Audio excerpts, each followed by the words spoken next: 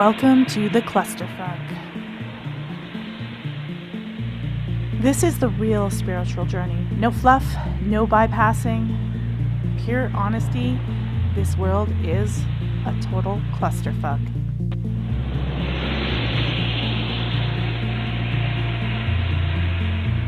Every Sunday, we're going to embrace the cluster and attempt to unfuck it.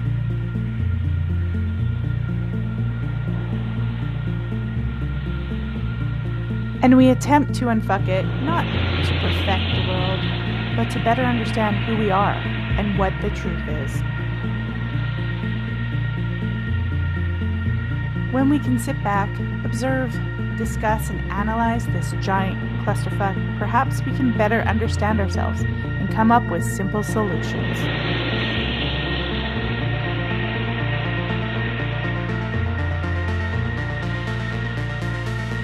Visit the website at theclusterfuck.com for links to all of the streaming and podcast platforms and social media.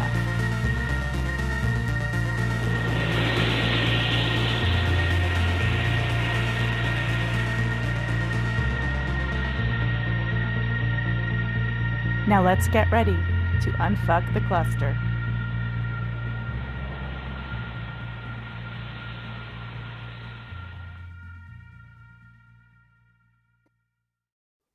Alrighty, everybody, it is Sunday again, and I've started a few minutes early than 3 p.m. my time, 5 p.m.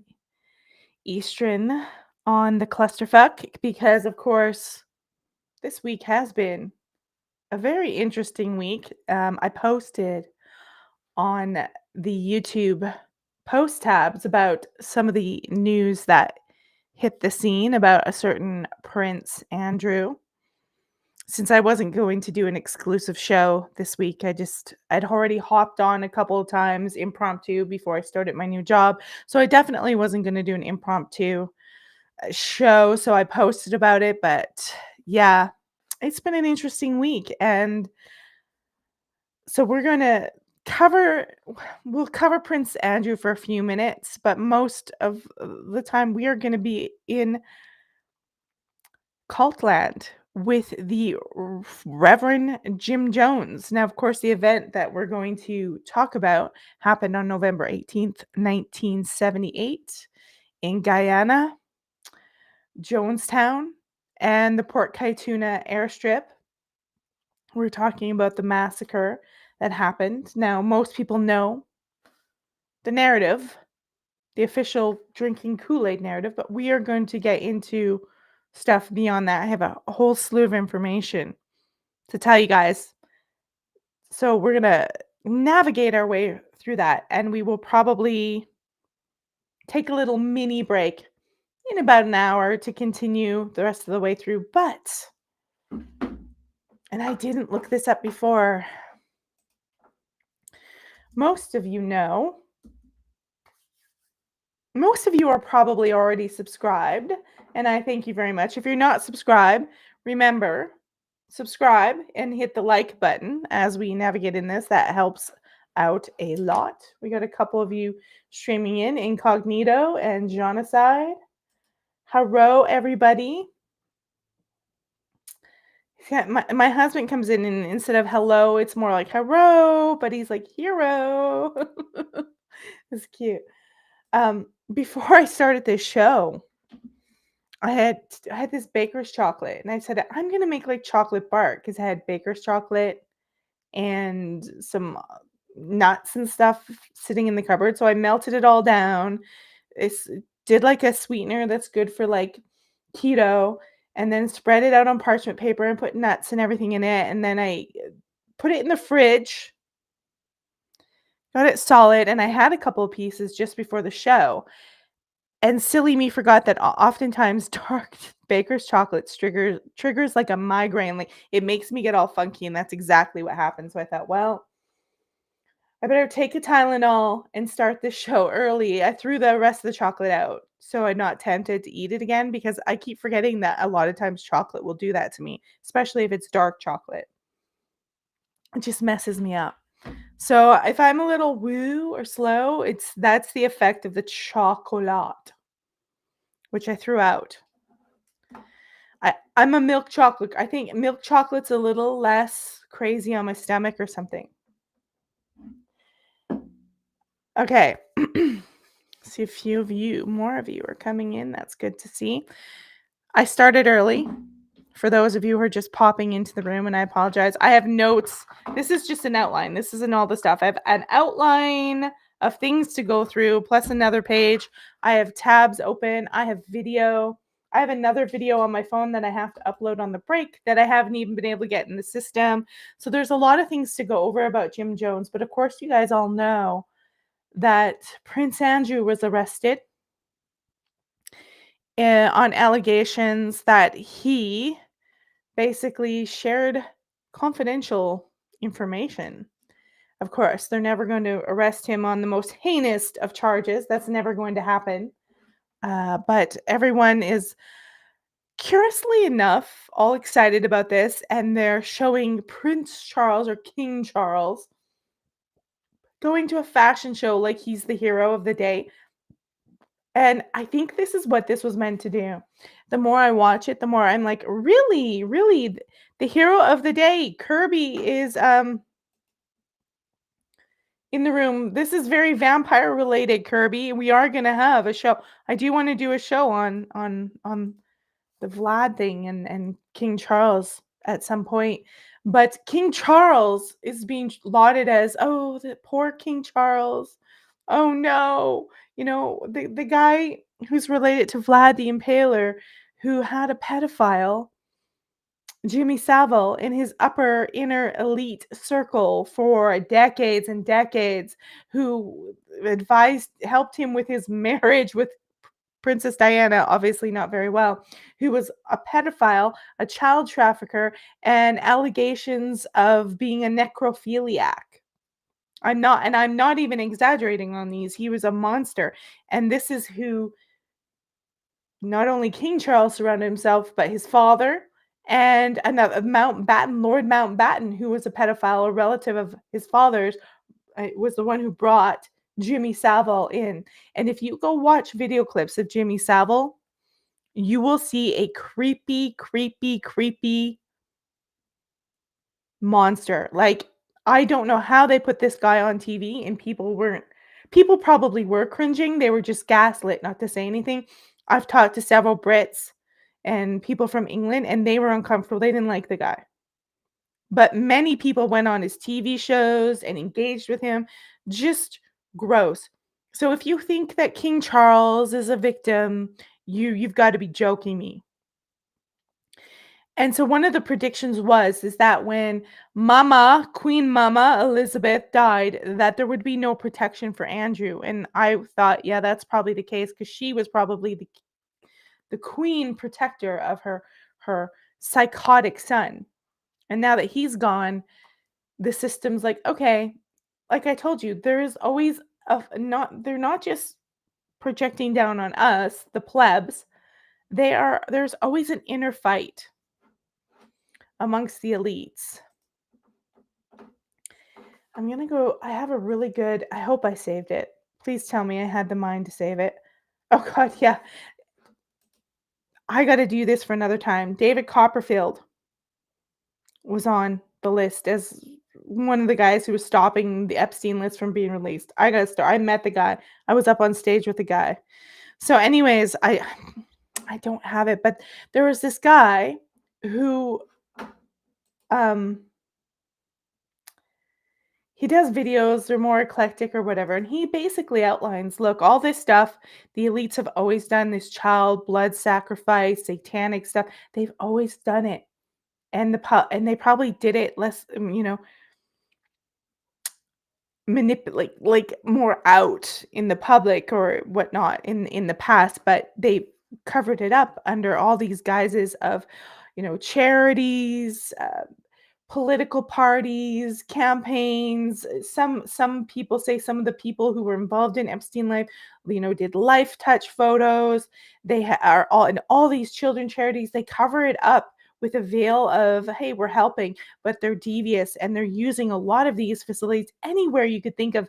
You could access children or models or women. They're using all those avenues. They put people in there as a potential to traffic. So these people have always been doing this. I'm not surprised by King Charles or and all this stuff. I think they're like, okay, how can we unload? Who are we going to pick on? Who are we going to unload so we can save the rest of our worthless skins? And Andrew is the one. Mummy's not there to protect him. His wife Fergie is a horrendous cow, an evil cow. Actually, cat, that's insulting cows. She is hideous beyond words. If you thought she's just gross. She's just a gross person. And if you think they're the only two where there's a grotesquerie in these royal families, I mean, you're naive. And there's a lot of people who are still worshiping and sycophantically worshiping kings and queens and actors and politicians, and you're not supposed to worship idols. That's a really big mistake, but he's been arrested. They're saying he could spend the rest of his life in prison. They're saying he could, I don't know if he will. Maybe they'll put him on like house arrest, or you know, maybe he'll have to wear an ankle bracelet. And they'll put him in some cottage somewhere, or maybe it'll be like Ghislaine or Ghislaine, and he won't really be in jail. Because you know that chick that's in jail that they're saying is Ghislaine is not her. Doesn't look anything like her. Is not her. So maybe they'll fake put him in prison, stage everything, and he's just going to be the fall guy for now, so everybody else gets to escape. I predict there's going to be more people who go down as war escalates, as the crazy narrative escalates, as they try to consolidate more power. I predict we'll see more people go down. This is sort of the biggie because, of course, he's prince. His mother was a queen, and that evil lizard bitch isn't here to protect him anymore. And if you don't like me saying that, then this isn't the show for you, because we are not royalists. But here's the flip side. I think they want us to think, yay, we got to win and take him down. And unfortunately, it is part of their plan. So I wouldn't applaud it too much, because it's still infested with cantankerous people. I think the only thing at this point you can do is just watch them rip each other apart. Yeah. And hopefully you don't get caught in the crossfire, as it were. Yeah. And people are like, "Oh, no. Eugenie and Beatrice won't be able to collect their 30 million pound inheritance." I'm like, "Oh, no. Of all the things I have to worry about day to day, I now have to worry about Eugenie and Beatrice. Not. I'm sure they're going to be fine. I'm sure they're going to be fine. But there will be some consequences, but this dark stuff has always been happening. And this isn't just what they're making it look out to be, like, oh, they trafficked some children, they sold some secrets. Underneath all of this is really dark rituals, really graphic, um, how can I say this other than a sacrifice? And then speaking of the sacrifice, we're going to get into the whole Jim Jones debacle here in a couple minutes. And you're thinking, well, Melissa, this is like almost 50 years ago. Like, what's the big deal? Why talk about Jim Jones again and again and again? And the point about Jim Jones is not just to talk about the official narrative that they hammered out to you. I'm going to go beyond that. We're going to go beyond that. And I feel like I've done a lot on Jim Jones. I've been on other people's show on Jim Jones, but I never feel like I'm able to do a really well-rounded representation of what this means, and that this Jim Jones is really an early model of how you see churches and cults and religions and Moonies and all this stuff operating all around the world, all at the helm of the CIA. So I feel like that we need to see what this template is. We need to look at this because it's still happening. It's just not happening in such a crazy way as Jim Jones, but this control system still happens. This cult mind, religious cult stuff happens. And as we can see with TPUSA, people get killed. People go down and they devise there's different players. It might have different vibes. They might wear different clothes. He might not be a holy roller looking like Elvis, there might be different feels and variances, but it's a similar template. And I think Jim Jones was an early experiment because remember, the massacre happened in 1978, but Jim Jones was well on his way starting out in by 1951. So this was something that was evolving his work with the CIA over 25, 27 years. And we're going to go through that. We're going to look at his early years, how people started, reporting and catching on to him. We're going to discuss Tavistock Method. We're going to go into certain things when he escaped to Jonestown, um, lay out the final days, then go through the red flags, why the official narrative does not work, why it doesn't mean anything, why it's false. If you go and Google a lot of this stuff, I've put a lot of links in the show notes, guys. I can add some more. I have so much. Google will tell you this is a conspiracy theory that he's CIA involved, but I can give you so much evidence that says, no, something's not right here. Google and AI is lying. The CIA, they'll say, oh, the CIA released all the official documents. It's not, they weren't involved. That's like going to a sociopathic killer and saying, did you murder someone? They're going to tell you, no, I didn't. So asking the CIA to give evidence to incriminate themselves and they say, oh, here's the evidence and there is none. I'm sorry, I just don't bite. I just don't, that's just not good enough for me. So that's why we're going to go through this and I'm going to show you a kind of earlier model um, of experimentation. Now, you get these sort of mega churches now, they tend to be more conservative or Republican, whereas Jim Jones was more communist, democratic. So it happens on both ends of the spectrum, but we're going to look at Jim Jones in a wider realm than just, oh, he was a cult leader, he manipulated and abused his followers, took them to an island, here's some Kool-Aid. Because it's way more than that and way more agencies involved. And once you get into the details and you look at all the elements of Jim Jones, you realize he couldn't have done that by himself. He had to have a whole massive infrastructure funneling this and providing this, okay? So, actually, no, we're not going to use that one. Let's just pop up some early years of Jim Jones here.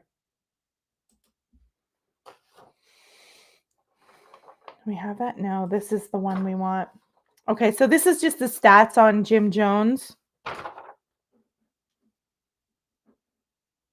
Except for, can you guys see that? Because I don't seem to have it's not showing my picture here. That's interesting. Okay, that's okay. You don't need to see me as long as you can hear me. That's good. So, of course, he was born in Crete, Indiana.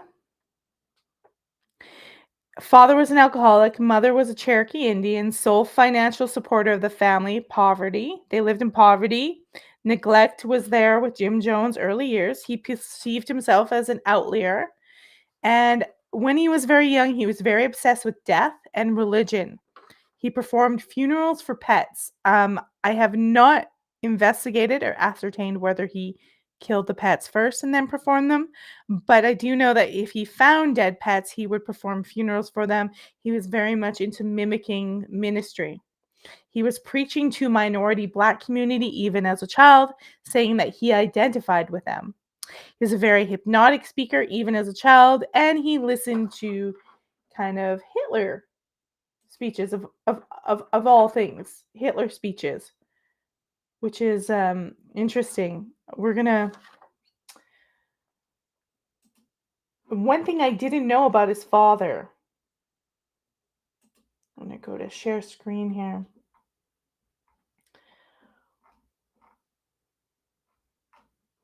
One of the things that I didn't know about his father is that his father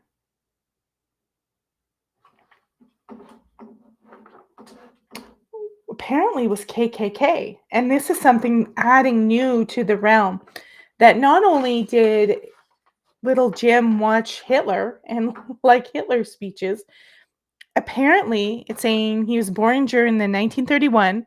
He grew up in a broken and troubled home. His father had been military too. He had served in military. He was injured from his service. His father was a Ku Klux Klansman. Something that would have a deep abiding effect on Jones' politics for the rest of his life.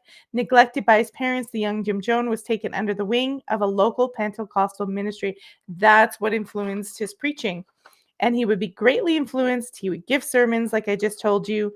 Jones would develop his brand of grandiloquent oratory. But with this came a sadistic tendency to use his skills to manipulate and bully others. So he had that early psychopathy. Okay, so he has a father who is definitely racist. I didn't know that there was this KKK stuff there. Let's just go into the scene. I'm disappearing. Here I am. we're gonna stop sharing this the screen right here.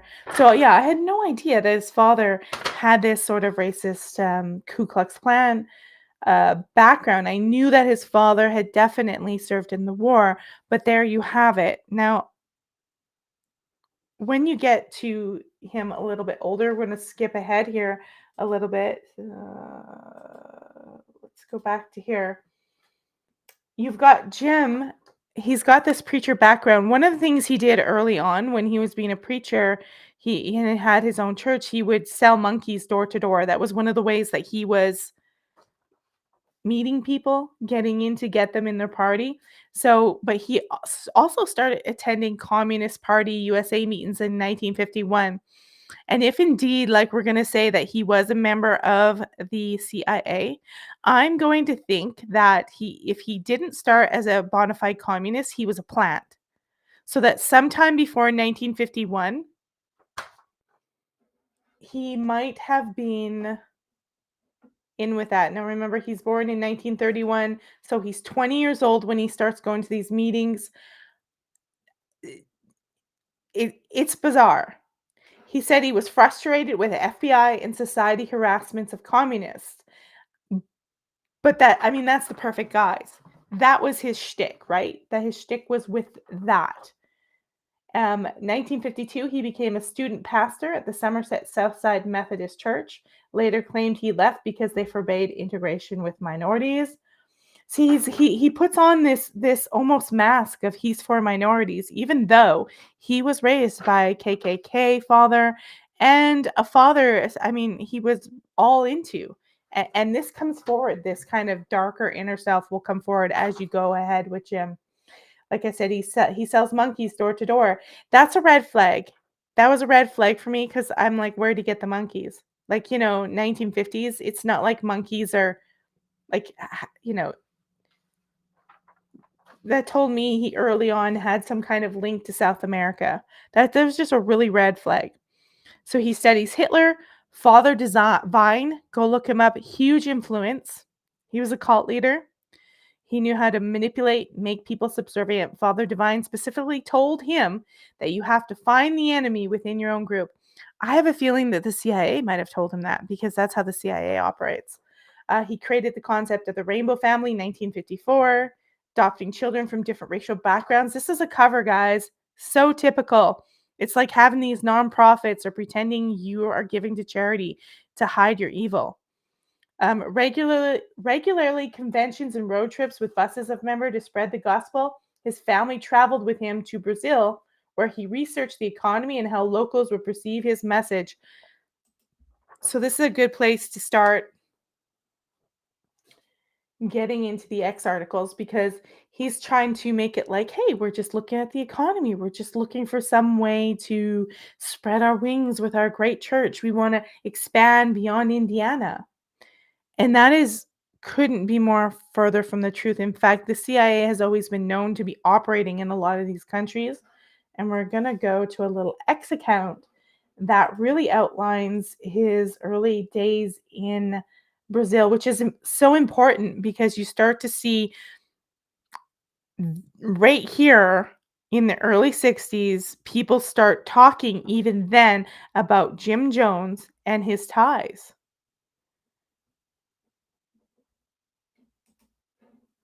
to the CIA. So this is from RJ Moreau.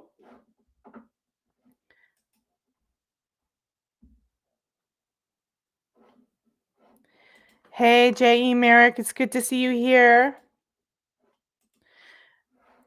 Let's go over here. You guys can see this. It's a good source.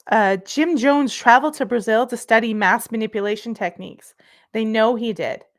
He was doing things. He was studying faith healing, which he did repeatedly. And I'm going to show you a video in a minute of him doing an actual fake faith healing right in front of his sermon. It was there that he was recruited into the CIA's MKUltra program. So they're saying not in the 50s, it was in the 60s in Brazil. I don't know if he was recruited there. I think there must have been something before because he was poor. And so he was living quite well when he went over to Brazil. So I'm thinking he met some CIA agent long before he went to Brazil. But let's check out this. According to Hugin's sources, Jones was there to study phenomena of David Miranda, a Pentecostal minister who started his own congregation, the Church of God is Love, in Brazil. Shortly before Jones' arrival, Miranda's mix of Christian fundamentalist Pentecostalism, were they dancing with snakes in the aisle? I had a step grandpa who was Pentecostal, drove me fucking nuts. Sorry. With faith healing, as accused in 99, money laundering would have attracted the like-minded Jones. I'm telling you, he knew the CIA before he went there. I just get this feeling. Hugin believes, however, that there might have been another element to Jones' fascination with Miranda, and that would have been the CIA's interest in mass conversion techniques as part of its MKUltra program. Certainly, Jones' visit to Brazil coincides with a major effort on behalf of the CIA to study primitive religions worldwide. And remember, we went over how the CIA was basically with MK often, how they were contacting psychics and Satanists and astrologists and witches and trying to test them and do all this stuff and see what their powers were. You think this is crazy, but they are deep into this, and I believe they still are. And this is how they're kind of figuring out how the mind works and mind control and how they can control a population. They wanted to look at the psilocybin-eating Indians of Mexico, Yoruba faith healers in Nigeria. This was not only a CIA interest for the military, but it also had actively pursued these studies in the name of psychological warfare. Uh, the manipulation of the masses, whether by drugs, hypnosis, or other means, would have been extreme interest to the CIA and the military. Then we've got, let's go to the next image. It says here, there we go. While living in Brazil, Jones received his life assignment with the CIA's multi-million-dollar MKUltra program. The MKUltra program, which was still nobody knew about still at this time, was a series of studies of mind control. Of course, they received it from Nazi Germany scientists when they came over with Operation Paperclip. There were approximately 150 different MKUltra experiments being conducted in secret laboratories scattered throughout the world. And this was one of them. It was a real life kind of laboratory. They did, of course, electroshock, lobotomy, subliminal projection, sleep deprivation, sleep teaching, um, methods to artificially induce cancer and heart failure. It wouldn't surprise me if our rises in cancer rates are they're actually inducing it by some kind of TV show or some kind of shit in our minds. Every conceivable mind-altering drug was investigated, and some new ones were developed. Um, Yeah, they did acid. That's where they discovered LSD. The CIA left no stone unturned in their search for knowledge on how to control human behavior. They even conducted studies in psychic phenomena, occult scientists, black arts. This is all true. Every bit of it. They're saying at the scene at Jonestown, which we'll get into, we'll go by step, Guyanese troops discovered large scale cache of drugs, enough to drug an entire population of Georgetown, like tons of drugs. You don't just get that from, there we go. So it's just going on all about the, and these sources, by the way, are from Forrest's 2 book by Peter Levenda. There's also another book called Was Jonestown a CIA Medical Experience by Michael Myers, volume 35. And then there's stuff by Dan Mitrione. Good link. I will pop that for you guys if you want to pop over from X. Yeah. Hey homie. I'm not your homie, bro. Incognito says, just like Manson in San Francisco. Oh yeah. I mean, it gets so crazy. So this is all relevant. So now we're going to come up to a video here, and I'm going to show you him. Oh, first we're going to talk about his political involvements, cuz he starts his ministry off in Indiana. He's going to Brazil, but eventually he convinces the people in his ministry, many of them that he's gotten to join through going door to door selling monkeys. Can you imagine you're sitting at home and someone knocks on your door and they're selling you a monkey and then they're trying to get you to join their church? Like, I mean, that's a good one. That's wow. Okay, so we're gonna go into his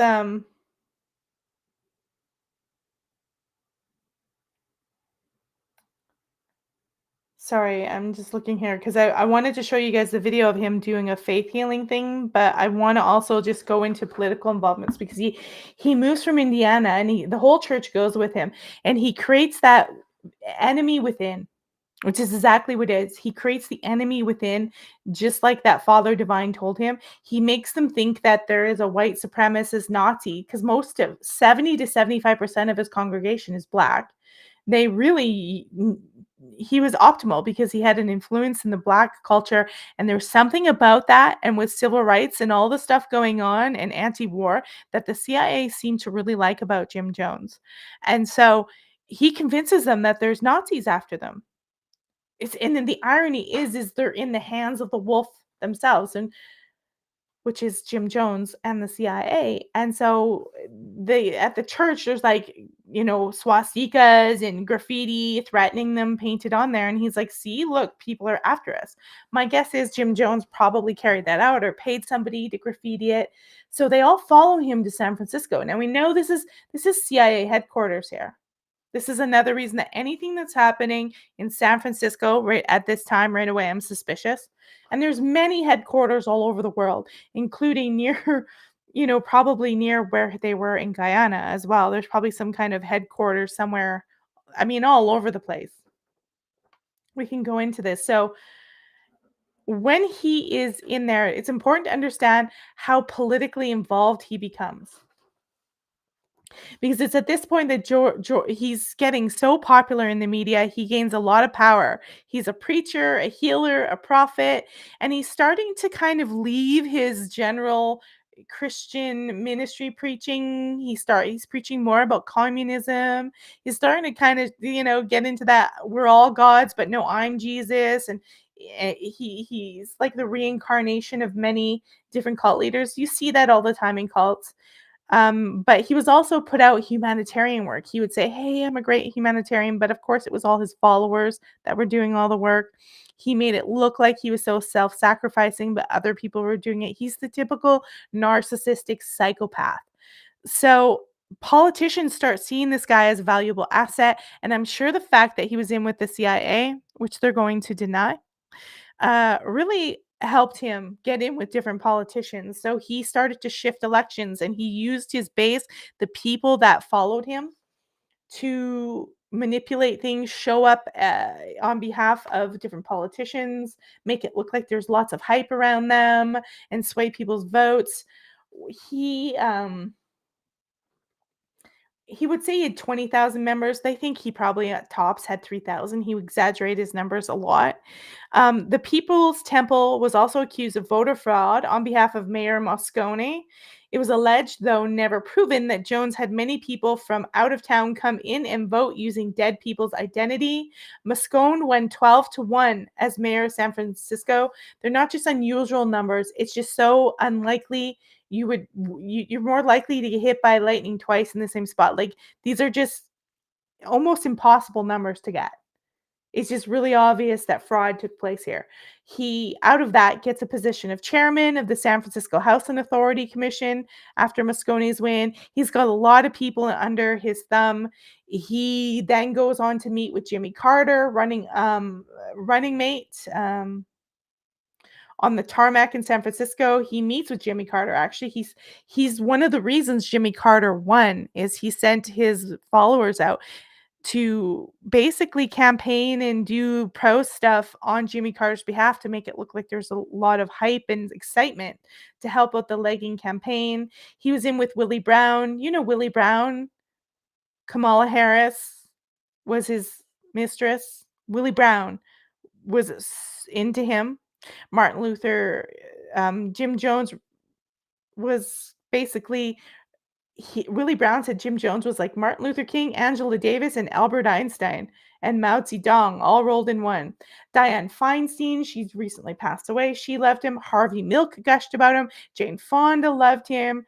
Um, Pulitzer Prize Herb Cain promoted him. I mean, it goes on and on. There's so many famous people that absolutely love Jim Jones, and he was embedded politically. And you don't get there from nothing. You do not get, yeah, like Turning Point. That's so funny. You don't get there from nothing. There's no way that he's getting to this point on a nothing burger. It's just highly unlikely. He's enigmatic, yes, and I can see why people loved the good Reverend Jim Jones, but he's a shyster. But I also believe he also had training on mind control, because you start to see him do really extreme stuff, especially in California. And so by this time, it's really established to me that he's learned a lot of mind control and faith healings. I mean, this stuff is so important because we're seeing this today. We've seen Oprah promote John of God, very similar cult followers. People keep falling for this. And over and over, and I believe this is systemic. That's why I know that the CIA has, you know, everything to influence with television, radio, movies, film. They are running almost everything systemically from a central kind of place. Before we get into the fall of Jim Jones, I want to show his faith healing, but I also want to talk about a process, what he did to his followers. He abused them excessively. Children were reportedly like electroshocked and beaten. That starvation, controlling the food, started to introduce drugs, but all these typical things of mind control that you see them do, he would have learned this from CIA stuff. But one of the things he did is what he would call a white knight. And the white knight is a red flag early on. If you knew in hindsight what he did or what they reportedly did in Jonestown. The white knight, he would have these often, white knights. And it's knight as in KNIHTS, I think. Or is it a white knight? Anyways, what he would do is he would get everybody together in the congregation in the church, and he would tell them he was serving a punch drink that they all had to drink as part of the service, and so they would all drink it, and then he would stand at the pulpit and tell them that punch had poison in it and they had only so long to live. And of course, people would freak out and start crying and get upset, and then he would say, just kidding, there's nothing in it, I was just testing you. And this really is a true test. It's mind control, it's brainwashing, it's abuse. But what it does as well is it eliminates dissenters. So anyone who's stronger, who's going to stand up and who's going to have some sanity will go, "What the fuck?" And that's exactly what happened. A lot of people left the church because they were like, "This is insane. That is crazy. Who does this?" Like that was just enough for them. Now, remember at the time, nobody talks about this stuff. Nobody's telling anyone about cult abuse in the media. No one's talking about child abuse and domestic abuse. This is all really, no one's really talking about this stuff. So you're kind of figuring this out for yourself that this guy's messing with you. So the stronger people leave, and he's left with a core of weak people that are easy to control. That's the White Knights. And of course, that's going to be a premonition of what's going to happen in the future. So let's go watch a faith healing video. He did lots of scam faith healings. I can tell you multiple different ones that he did, but we're just going to show you this one in video. We're going to watch the enigmatic. Oh, interesting. I uploaded a bunch of videos and they're not here. We might have to look into that after the. Hold on, there we go. Losing of your sight. You're not able to see me clearly. Things just blur to you. You have to stumble around lately through crowds and are not able to see even people's faces close up to you clearly. That's true. You've told me nothing about your condition. Is that No, correct? I haven't. Give that little sweetheart a little bit of love. Thank you, baby.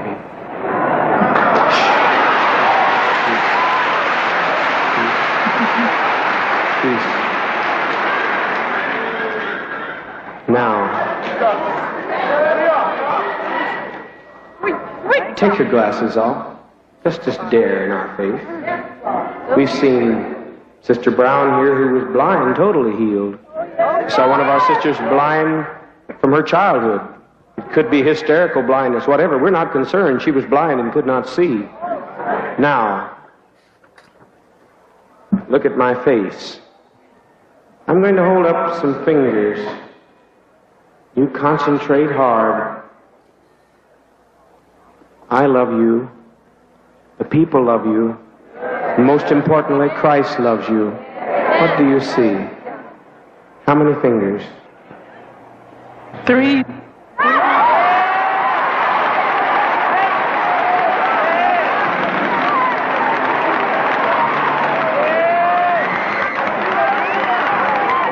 One finger.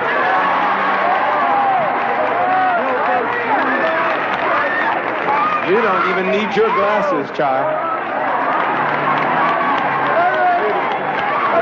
Let's all be thankful as she cries back there. Let's cry and rejoice with her.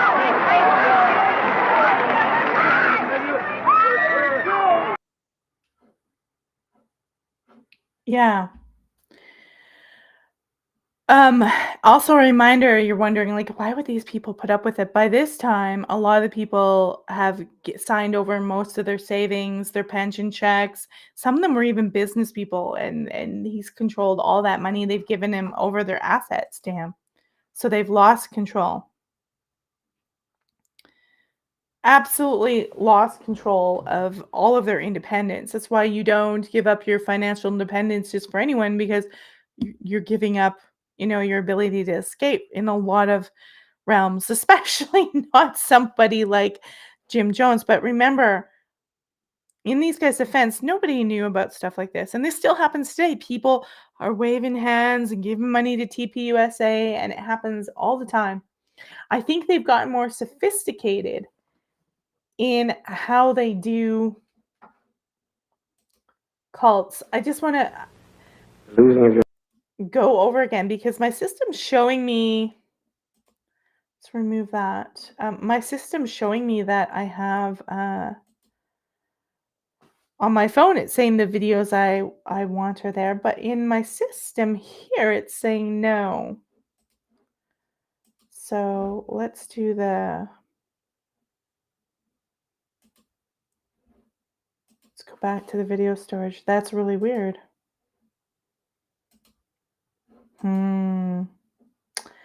Okay. the losing of your sight. We have a bit of an issue. We'll do a break and I'll try to figure it out during the break. I'll try to it probably wants me to refresh the system, which I can't do live. So, I might have to go find the videos. There's a couple of ones that they're good videos, unfortunately, but they've loaded in here. They've loaded and they're showing me in here, but they're not in here. So we've got a bit of an issue. I should have checked that before we loaded. Anyways, back to the screen. Now, because of these white knights and all the abuses, what you start seeing is people start leaving. And they might have family members or other people that are still there, and they start talking. And they're being threatened, by the way. Jim Jones threatened people. He's got the CIA probably allegedly with him. And they start talking. They start going to the DA. They start going to journalists that are basically street journalists, independent journalists, the mainstream media. This is how you know Project Mockingbird, which is that the CIA controls all the media, is well underway. Project Mockingbird is literally, it's well underway. They're not reporting on it. But a place called New West Publication, independent journalism, starts reporting on the abuse from Jim Jones. And it's not too long after that Jim Jones, this would be probably 76, Jim Jones ups and flees. We're talking 900 plus members in less than 6 hours. They're gone. They've left San Francisco and they're off to Guyana in South America. Now, the manpower to do that, you just one man in a congregation with some people's pension checks, you just wouldn't be able to do that unassisted without, and we'll never know because all those people are now gone, obviously. There's some people left over, but not many. But 900 people up and leave within 6 hours, in less than 24 hours, maybe a little bit more. They're over in Guyana, out in the middle of nowhere. So what we're going to do is we're going to go over the Tavistock Method, because a lot of people believe that this is Jim Jones is an example of the Tavistock Method. And we're going to go over an article that talks about that.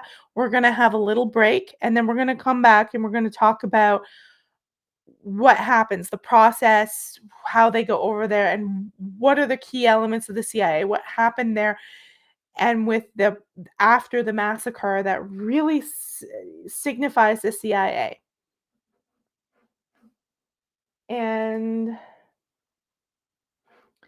that's my little, I have, by the way, a PDF. I should actually give you guys the link. This is a basic PDF. When I started talking about this at first, I was like ABC 1, 2, 3. This was years ago when I started to look into Jim Jones and cults. I was just understanding it basically. And the more I dug in, the more I understand how it's not just Jim Jones running a cult. I understand how it's like systemic of our whole entire government and military and all these agencies, these alphabet agencies and mind control and Nazi programs from World War I, that it's so systemic and done on purpose for some kind of experiment on population. And the more I understood about it, the more I see it out there today. It's why I thought we need to revisit that PDF that I have there. It barely scratches the surface. So let's get into what Tavistock is.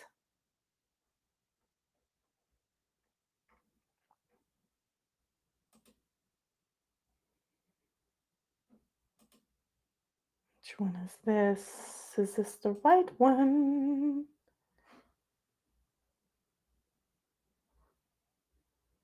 Yeah, so this is what talks about Tavistock brainwashing social psychiatry. And so a lot of people think that they adapted that. Like I told you, you can look a lot of this up yourself. It's not. So basically, from 1930 to 33, Kurt Lewin Studied psychology and sociology at the University of Frankfurt in Germany. He became a director at the Tavistock Institute in 1932, drawing on the quackery of Freud, and Freud was a quack. Laswell, Leonard Dube, and others, Lewin examined the psychology of power of suggestion created by stimuli in stimulus situation. Tavistock's projects were a follow up on the work of the Frankfurt Institute for Social Research, which focused on the study and criticism of culture developed from the thought of Sigmund Freud.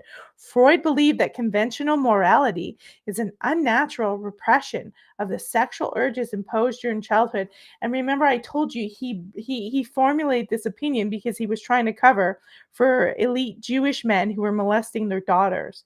He basically made up this theory that they had sexual fantasies, urges. It wasn't the fathers. Absolutely disgusting pig. Absolute pig. Anyways, it says Lewins came to the U.S. in 1933 as one of Frankfurt School's Jewish refugees, the first of many infiltrators, and set up the Harvard Psychology Clinic that originated the propaganda campaign to turn American public against Germany, involve the U.S. in World War II. In the period before the U.S. entrance into World War II, Roosevelt sent General William Donovan to London for indoctrination before setting up the Office of Strategic Services, OSS, the precursor to the CIA. The entire OSS program, as well as the CIA, has always worked with guidelines set forth by the Tavistock Institute. Levin, then at MIT, partnered with Tavistock. Towards the end of the war, Tavistock personnel took over the World Federation of Mental Health. Other collaborators were the Stanford Research Institute, the Rand Institute, the Institute for Social Relations. William Langer, the head of Harvard's history department, was instrumental in infesting this cadre into academia. So it's basically mind control and manipulation. And if we go back and we write Tavistock,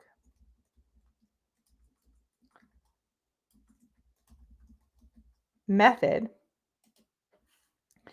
they will tell you the Tavistock method is an experimental psychoanalytical approach to understanding group dynamics, organizational behavior, and this is very important to cults, and individual psychology, focusing on the unconscious process in the here and now. So everything's just the now. You have no past, you have no future, you don't have family, you're just, they try to isolate you and then control you and get you embedded in these crazy groups that are going to then influence your behavior. If they can pull you out of the family, put you in these cult groups, they can control you better. It emphasizes how groups operate as a whole rather than just a collection of individuals, often to manage anxiety. So, group relations, system focus, buy on basic assumptions. Groups are thought to operate under three main unconscious defensive modes: dependency, fight or flight, seeking an enemy or avoiding the task, and pairing, hoping for a future, creative resolutions. Infant observation, a training tool for therapists where they observe an infant in its home environment to understand early development and unconscious communication. And they look at how trauma affects people. Now, you could do this in a positive way, but I'm pretty sure they were not doing this in a positive way. And if we go and look at the next article, which we'll look at a few times, the article, again, it's by the same publication. They're going to outline how Tavistock ran. The Jonestown Massacre, a horrific Tavistock-style brainwashing experience. And Tavistock probably influenced MKUltra, amongst other things. And you see a picture of all the drugs that were there. Absolutely no way that any normal Joe on the street or any normal pastor is getting access to drugs. If you notice that all these small churches that were community orientated have just slowly disappeared and they're replaced with these psychotic churches, you notice how that happened after World War II slowly? I find that really interesting. On November 18th, 78, a remote airstrip in the north of Guyana, armed cadre of followers from Jim Jones Temple assassinated Congressman Leo Ryan and four others. Let's get back to the part. Okay, so the nihilist Discordians who ran the Jonestown Gulag were equipped with first-class medical clinic. Where do you get that? This is all evidence that points to CIA and government involvement and maybe even universities. Who knows what was involved? So, a medical clinic where residents report it daily to take their meds. So they're medding them up just like a concentration camp and to be monitored and documented. Jones had a young Jewish anti-factor doctor, Larry Schatt, who was recovering meth addict and Jones's bisexual boyfriend. Schatt's role in Jonestown was to run the drugging program. Schatt organized and planned a cyanide Kool-Aid doses and injections for the massacre. He and two hench nurses administered the doses of children forced injections or resistors who were held down by the Red Brigade. Most of them were murdered, by the way. They didn't willingly do it. So they had cyanide. Another Jewish nihilist communist who carried out the Gulag massacre was Nurse Phyllis Chalkin. She can be heard urging people to line up at the dispensing table in the audio. A letter from this nut wing addressed to Dad, Jim Jones, can be viewed here.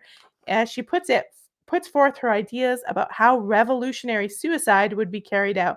And by this time, most of these people have been a member for decades. They are starved. They are isolated from their family. They have no money. They have no hope. They have been brainwashed. They have been there for years, listening to Jim Jones' voice over the intercom 24/7, brainwashing them. They are beaten down, depleted. They're barely human anymore. They are just a shell. And so they just line up. Or when they resist, yeah, they murder them. So it says, although the method of execution was switched to a combination of cyanide and bullets, Tim Carter, who went back to identify the body, attests to abscesses and injection marks on numerous dead. In the final death tape, Jones is heard pleading, "Don't lay your life down with tears and agony. Stop this hysterics. This is not the way." What an asshole. On the scene, Jonestown's Guyanese troops discovered a large cache of drugs, enough to drug the entire population. Michael Myers, author of Was Jonestown a CIA Medical Experiment? A review of evidence, writes the quantity of psychoactive drugs together with the meticulous medical records and the layouts of bodies indicates an attention to detail and evidence that the experimenters wanted to follow. As the cause of death was noted on the medical records of each test person, writes Myers, the corpses were dragged to one side and placed in neat, orderly piles. Of course, part of the experiment was not to test the children, but rather the willingness of the mothers to kill their children. That was part of the MKUltra. Would mothers murder their children? 7 months after the massacre, the New England Journal of Medicine commented on the handling of the bodies at Jonestown. They said, 6 months after the massacre, only 1/3 of the bodies at Jonestown had been positively identified. No death certificates have been obtained for any of the people who died. A mediological autopsy ought to have been performed on every body to establish the cause and manner of death in each case. Just really crazy stuff. I want to get into the Tavistock. Um,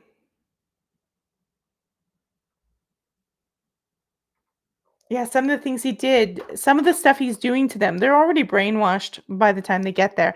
He set up false sniper attacks upon himself and began his series of white knights. So he'd make it look like people were sniper attacking him. That's why I think Donald Trump faked his assassination, to make his followers think he was in danger so could gather more support. So he'd do false sniper attacks upon himself. He would do all those white knights. He would call it a 6-day siege. During the siege, Jones spoke to temple members about attacks from outsiders. They're doing this in politics right now amongst hundreds of millions of people. The rallies took almost surreal tones as Black activists in Tavistock Method, Angela Davis and Huey Newton communicated via radio telephone to the Jonestown crowd. Angela Davis, when you see her preaching, she would actually send messages to the crowd, to them via phone, to help manipulate them, urging them to hold strong against attackers. It's like creating a whole false fictional world. That's why everything's fucking fake and crazy, and you can't watch half the stuff out there. Various forms of punishments were used against members considered to have disciplinary problems. Methods include imprisonment in a 6x4x3 plywood box, forcing children to spend the night at the bottom of a well, sometimes upside down. They called it a torture hole, along with beatings that became the subject of rumor among local Guyanese. For some members who attempted to escape, drugs such as thorazine, sodium pentothal, chloral hydrate, Demerol, Valium were administered in an extended care unit. They had massive support and medical investigations. How could a preacher know all this? More evidence that something else beyond Jim Jones is going off on here. Because it stood on poor soil, Jonestown was not self-sufficient and had to import large quantity of food, so they had a food supplier. They lived in small, crowded communal houses, some with walls woven from truly palm, and ate meals that reportedly consisted nothing more of rice, beans, and greens. Occasionally, they'd get some meat, sauce, and eggs once in a while. Medical problems such as dysentery struck half the community by February 1978. It just gets crazier and crazier. Although every account Jim Jones had the necessary nasty proclivities, were other factors in play that drove him towards the horrific experiments. An organized psyop, gang stalking in play to enhance Jones. The stuff that he's doing is stuff that Nazis researched. Jim Jones' plantation human harvesting method. There's also substantial evidence outright of exploitation. Jim Jones used drugs to control his poor rainbow diversity pseudo-slaves who were totally exploited by their new social justice warrior master. Jones did not permit members to leave without his permission. Passports were taken, mail was censored. Up to $65,000 in monthly welfare payments from the U.S. government agencies went directly to the temple. It just gets crazier. This begs the question, did Jones and his nihilist minions slip out of Jonestown? And I actually have his autopsy report, so I don't think he slipped out. I actually have his autopsy report, so I think that's wrong. But they're saying a lot of this stuff is classic Tavistockian method. Humiliation. You could also use neurolinguistic programming to harm and hurt people. Harm and hurt people, I'll get it right. Children were generally surrendered to communal care. At times, were only allowed to see their real parents briefly, so separating them from their family, the real healthy bonds, anything healthy gets destroyed. This is what I mean by the satanic stuff. Everything's an inversion. Everything's an absolute inversion.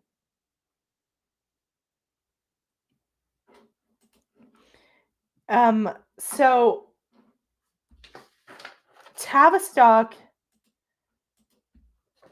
it started by these kind of elite people over in Europe, and the fact that the military is using it and then it's brought over here to America and put in the universities, it's like the precursor to all the MKUltra stuff they're doing.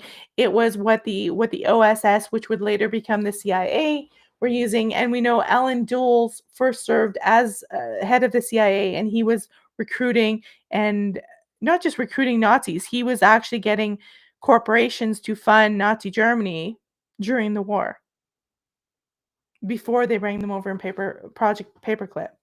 So very crazy stuff with Tavistock Method, but he used it. He did us versus them. He's isolating them. He's creating the enemy within, but also the enemy outside that's coming to get them. They're doing it all. They're using food, they're using drugs, they're using social isolation. They are, doing those group dynamics where they shame you. They're also, one of the other things they did, that they would get other members of the group to do the abuse and beat the wrongdoer up. Really crazy dynamics. Tavistock Method is there, but it fits that dynamic of the cult leader. But when we get into the second half, we're going to go on a mini break. I've got to figure out why these videos are not loading, because I want to show some of them. We are going to get into the process, exactly what happened on Jonestown, and we're going to talk about some footage, the reporting, what's suspicious, what's not, what worked, all that kind of jazz. And then we'll get into CIA. what they were really doing there before Jonestown in that area, how they're all around the world. It just gets crazy. And honestly,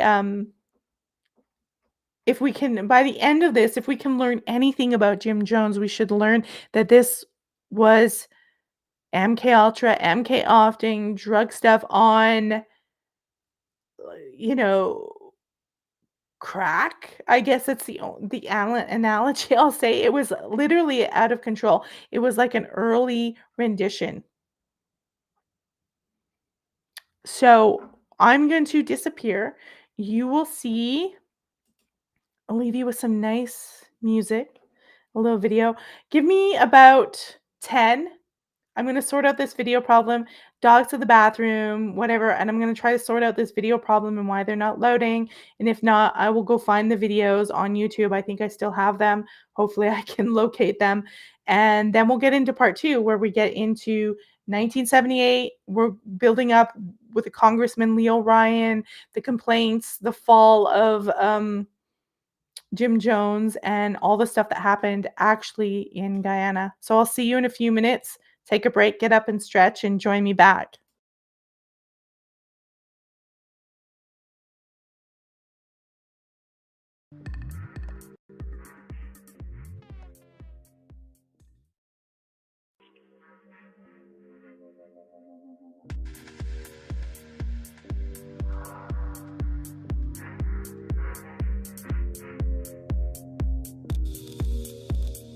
That if it is time for me to lay down my body, I will, but all the king's horses and all the king's men cannot bring me down until the time has come. Make yourself God, the 10th chapter of John. And he said, it is written, all of you are gods. He said, I'm no different than you. Everybody's a God. So Jesus is God. I am God. You are God.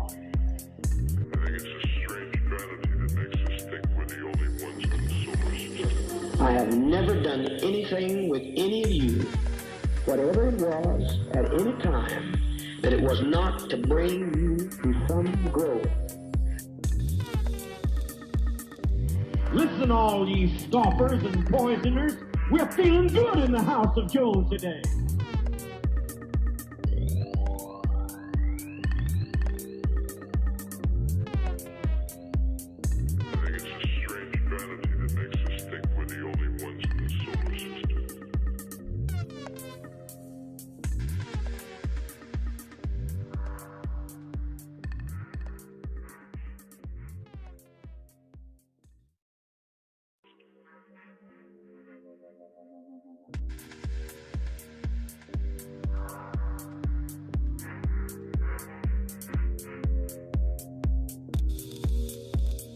That if it is time for me to lay down my body, I will, but all the king's horses and all the king's men cannot bring me down until the time has come. Make yourself God, the 10th chapter of John. And he said, it is written, all of you are gods. He said, I'm no different than you. Everybody's a God. So Jesus is God. I am God. You are God.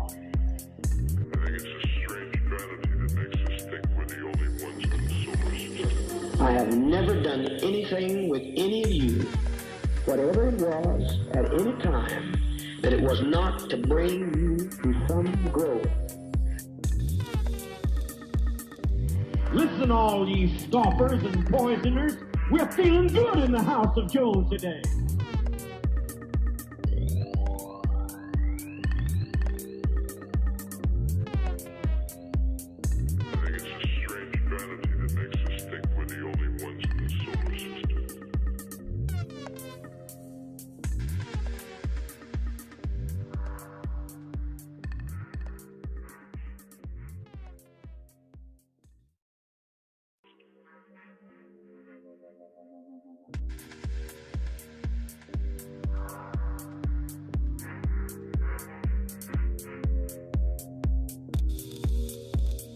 That if it is time for me to lay down my body, I will, but all the king's horses and all the king's men cannot bring me down until the time has come. Make yourself God, the 10th chapter of John. And he said, it is written, all of you are gods. He said, I'm no different than you. Everybody's a God. So Jesus is God. I am God. You are God. I think it's a strange vanity that makes us think we're the only ones in the solar system. I have never done anything with any of you, whatever it was, at any time, that it was not to bring you to some growth. Listen, all ye scoffers and poisoners. We're feeling good in the house of Jones today.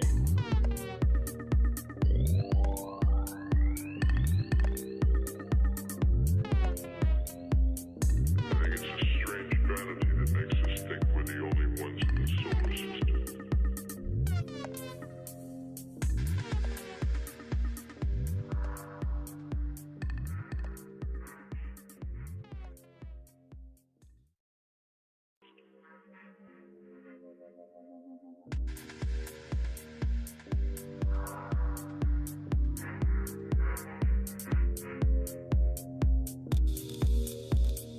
That if it is time for me to lay down my body, I will, but all the king's horses and all the king's men cannot bring me down until the time has come. Make yourself God, the 10th chapter of John. And he said, it is written, all of you are gods.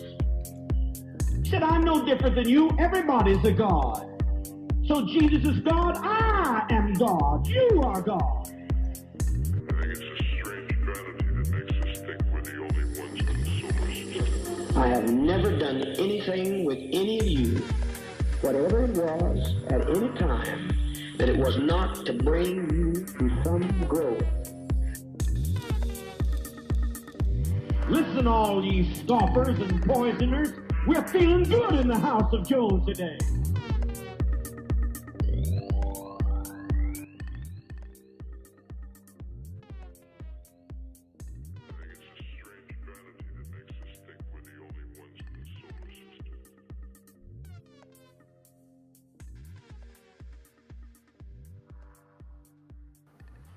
All right, we are back. I had to do some very sneaky stuff technically. I had to like sign in as another user, refresh the old page, but I got the videos loaded and everything's good and I didn't lose contact. And I'm uploading another video that we haven't seen. I've got a lot of news footage. I also, interestingly enough, when I started regathering my information on this, because I've spoken about this topic on Jim Jones on multiple, as guests on multiple podcasts. I've done it before on my older shows. A lot of the information and there was video footage was gone. I couldn't find it anymore off of YouTube. I didn't have it in my system. So I had to regather things, and some of the original information I couldn't find. And a lot of stuff, if you ask Google, it will tell you no, even though it's there. Uh, it's actually there. So we'll go over a lot of this, and I have to make sure not to lose this stuff. And so when we left, we're kind of talking about Tavistock Method and how he gathered his followers. He had them in San Francisco. People started to write about him in places like New West Publication. People were also going to DAs. They were complaining. They were like, my relatives are in this cult. It's abusive and yada yada yada. And they flee to Guyana, and people didn't stop. They were freaking out. Their loved ones are going. They're gone. They're in some foreign country. They don't know where they are. They are now approaching not only DAs, they are going to Congressman Leo Ryan. They're going to their congressman. He was a Democrat.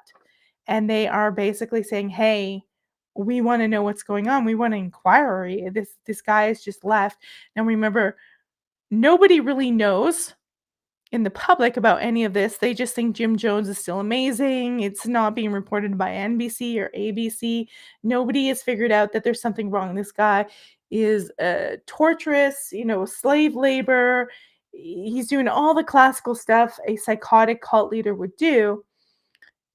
And none of the mainstream media is reporting on this, only small journalists. It would be somebody like me or like some independent journalists. You could think of somebody out there today like Glenn Greenwald or somebody like that. They're like reporting on facts of the situation, but everybody else is just talking bullshit because they're getting paid by the system to talk bullshit. The same system that is probably funding Jim Jones to do all these experiments. We talked about how it's Tavistock, probably mixed with other things by the time it gets to Jim Jones. And now remember, in 1975, before Jim Jones flees America, it has been exposed that they're doing MKUltra, and they'd shut the program down. And remember, they're trying to get rid of evidence like crazy. So I suspect that they're looking for places outside of America to continue some of their projects, and this might be why Guyana was procured. And a lot of people will say, oh, he raised the money. There's just no way he got these supplies. He had all this stuff going there. People have such a naive concept. He would have had to have a supply chain. This is massive movement of products, of medications that you don't just get a pastor from down the street in a little church that's got like enough drugs for like a small city. Like that is just not done. You have to have the connections, and who else better to give you drugs but the CIA, right? So that's kind of where we leave it off. So in 1977, not 97, Leo Ryan, he's a congressman, he's Democratic. He starts getting interested in appeals that are from families. They're kind of promoting this thing as a peaceful farm.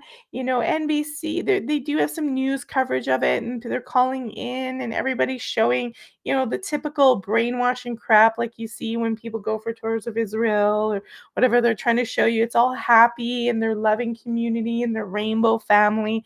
But Leo Ryan is like, nah, he's very anti-CIA. That's the important thing to know about Leo Ryan, and why this also features that there's something up. There's something really suspicious going on here with Leo Ryan, because not too long before this incident, Leo Ryan, and we're going to share a screen, we're going to look at this. He and another congressman they propose an amendment. And this amendment would have really pissed the CIA off. This is why this is building my case here. This is building my case. So let's go into, where are we going to? Okay.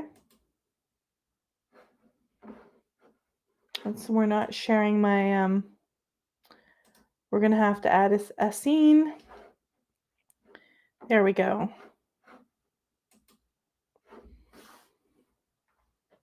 Let's go look at the bill that Leo Ryan, amendment that Leo Ryan was trying to get passed, because he wasn't saying let's get rid of the CIA. What he's saying here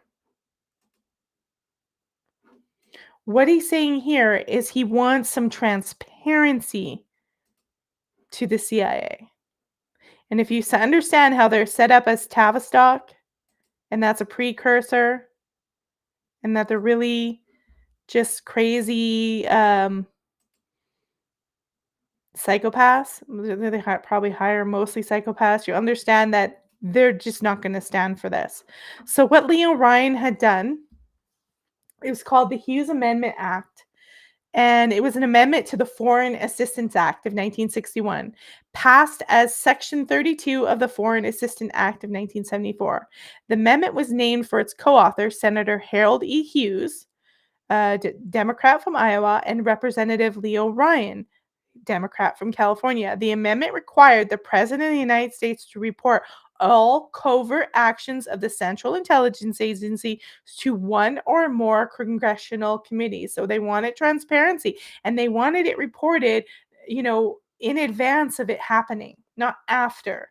This amendment addressed the question of the CIA and Defense Department covert actions and prohibited the use of appropriated funds for the conduct of such an action unless and until the president issues an official finding that each such operation is important to national security and submits this finding to the appropriate congressional committees, a total of 6 committees at the time, which grew to 8 after the House and Senate Select Committees on Intelligence were established. The legislation was meant to ensure that the intelligence oversight committees within Congress were told of CIA actions within a reasonable time limit. Senator Hughes, in introducing the legislation in 1973, also saw it as a means of limiting major covert operations by military intelligence and national security agents conducted without full knowledge of the president. Remember, they do a lot of this stuff. They don't tell any presidents. Okay, so there's Leo Ryan there. I'm gonna show you other pictures of him. We got video clips of Leo Ryan, but this is essentially what he had done, and he did not like the CIA and he did not like their activities, so he was a thorn in their side. That's important to remember.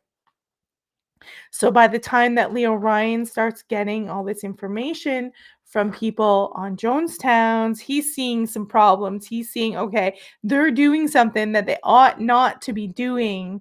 At least Jim Jones is. And if they ever found out, this is what makes me think strongly that there's a connection here and that they had to get rid of Leo Ryan and make it look like a crazy cult. So what we have is when Leo Ryan goes out there, it's what? 77 people start talking to him.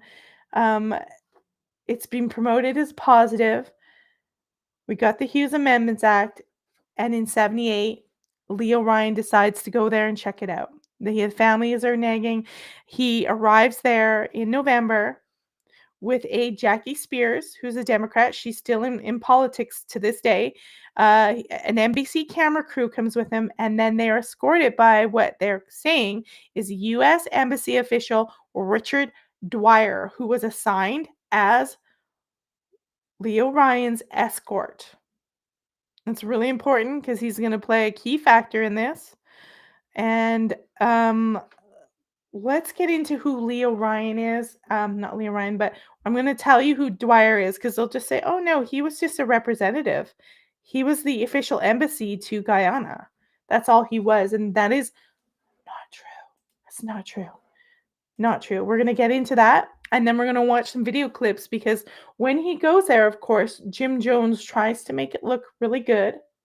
He tries to make everything look sweet and nice and like everything's going tickety-boo.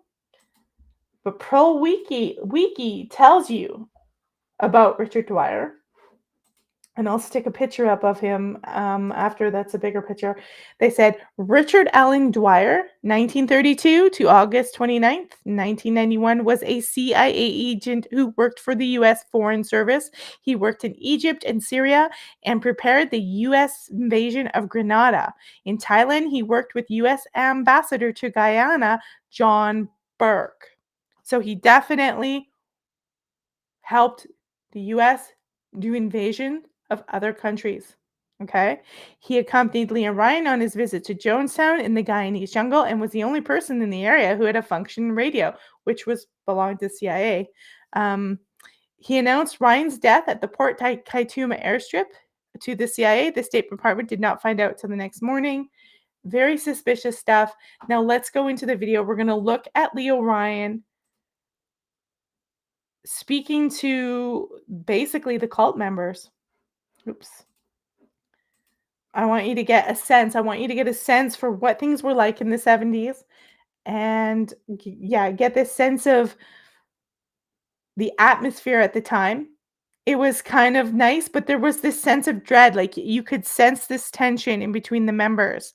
And he was actually even attacked by a knife on one night, and then they came back. So he does this speech, everyone's cheering, but you know how your intuition tells you something's wrong. I think Leo Ryan's intuition was telling him something's wrong. But here's the video.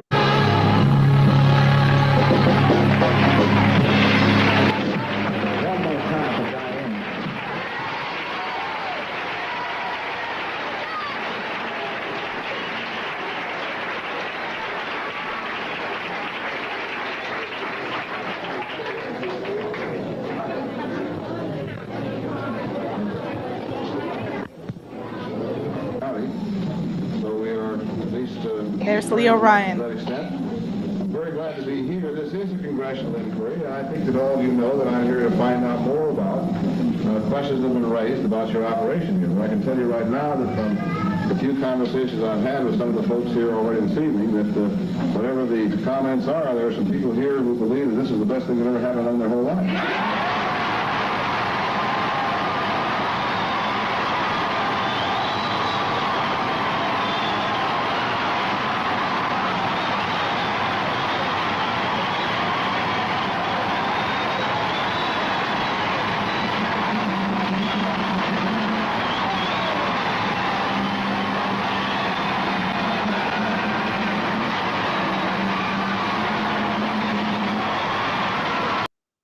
I'm just gonna apologize for the sound. Remember, this is 1978. It's a little staticky.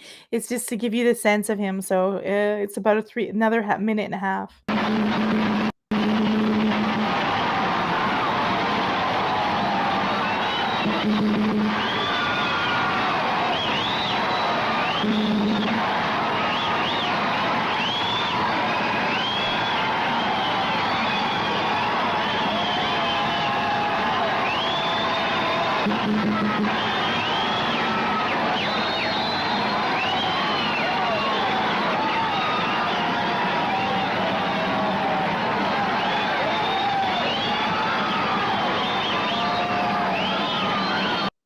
I just want to say, notice they're kind of clapping like seals. These are really well trained, brainwashed people.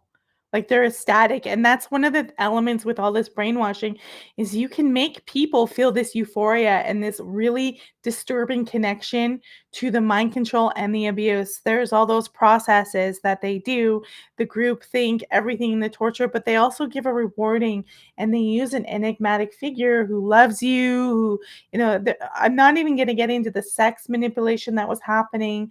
You can look at a lot of those details yourself. It's really disturbing, but these guys are total like clapping seals times 100. It's really disturbing to see, and they all have to be super happy and super elated, even though they're malnourished and probably worked to death or near death.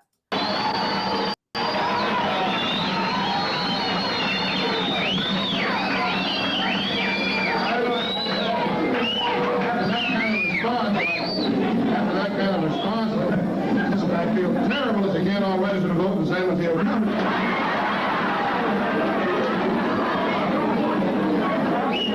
purpose of this series was obviously pardon? My property! My property, okay. We'll do that if we can. It's really a pleasure to be here. I really appreciate the hospitality you've shown me already. My work here is important to me. I know it's very important to you too. I hope to be through here tomorrow sometime. In the meantime, you're obviously having a very good time tonight. I don't want to spoil any more with political speeches. Just let me say thank you on behalf of my staff, on behalf of the press who are here, on behalf of the relatives who are in here now, for hosting us here this evening. We really appreciate it. Thank you so much.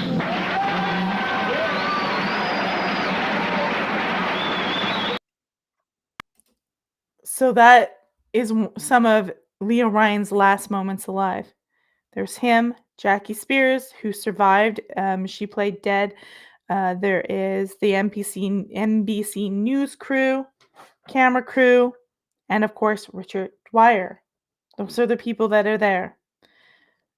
So after those speeches where they try to make it look good, there was this feel, like they say, there was a feel that it was too much. It was overkill, right? And people started to slip Leo Ryan notes saying, "Help me." And that's when they realized, like, okay, for sure, there's a problem. And so some of the people left with Leo Ryan, and then they took some of them because some of them suddenly said, "I want to go. I want to go." And so when they left, how the narrative goes is that Jim Jones has what he called the Red Brigade, his little army, and they were all, monitoring the whole premises with their machine guns, et cetera, et cetera, et cetera. They sent them out. The Red Brigade goes to the Port Kaituna airstrip where they're going to leave, and he's going to report back, probably say, "Hey, there's something wrong there. People are saying they're being abused. They've slipped me notes, and they're taking some of them with them." And then when they get to the airstrip, this Red Brigade fires out at them, okay? And they kill Leo Ryan. Jackie Spears is shot 5 times, but she plays dead.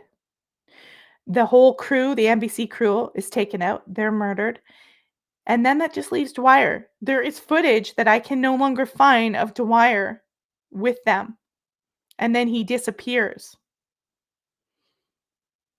It's reported in Dwyer's actual testimony that he was shot in the leg. I don't know if we have any proof of that. He was able to get back to the only radio around and report that this had happened to the CIA. He reported directly. But when you go back, and I'm gonna play this clip, it's gonna be really it's the last 45 minutes before everyone is totally taken out. It's Jim Jones. It's a few minutes clip. And in this clip, what you're gonna hear is you're gonna hear Jim Jones talking about Dwyer. You're gonna hear him talking about Dwyer like he knows Dwyer. He's saying, "Get Dwyer out of here." And people will say, "Oh, no, he was just hallucinating. He was on so much drugs," because Jim Jones was on a lot of drugs. That's why he always wore those glasses.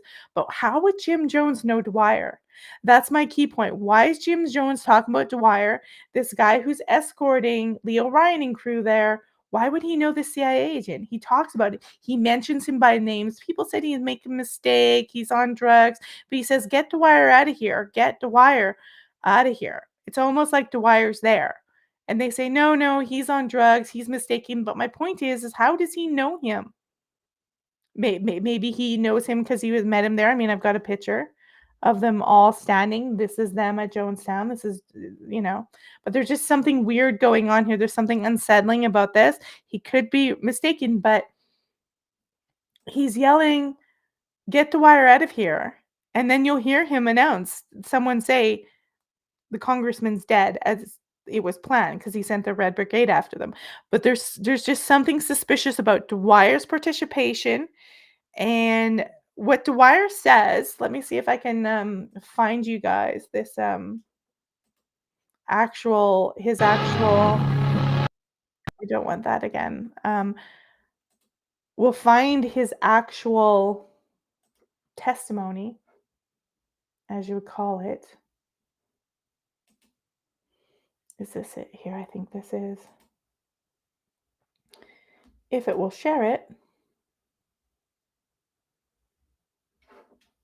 I'm going to refresh. No, that's the image of Dwyer. We want his actual statement because he does give a statement.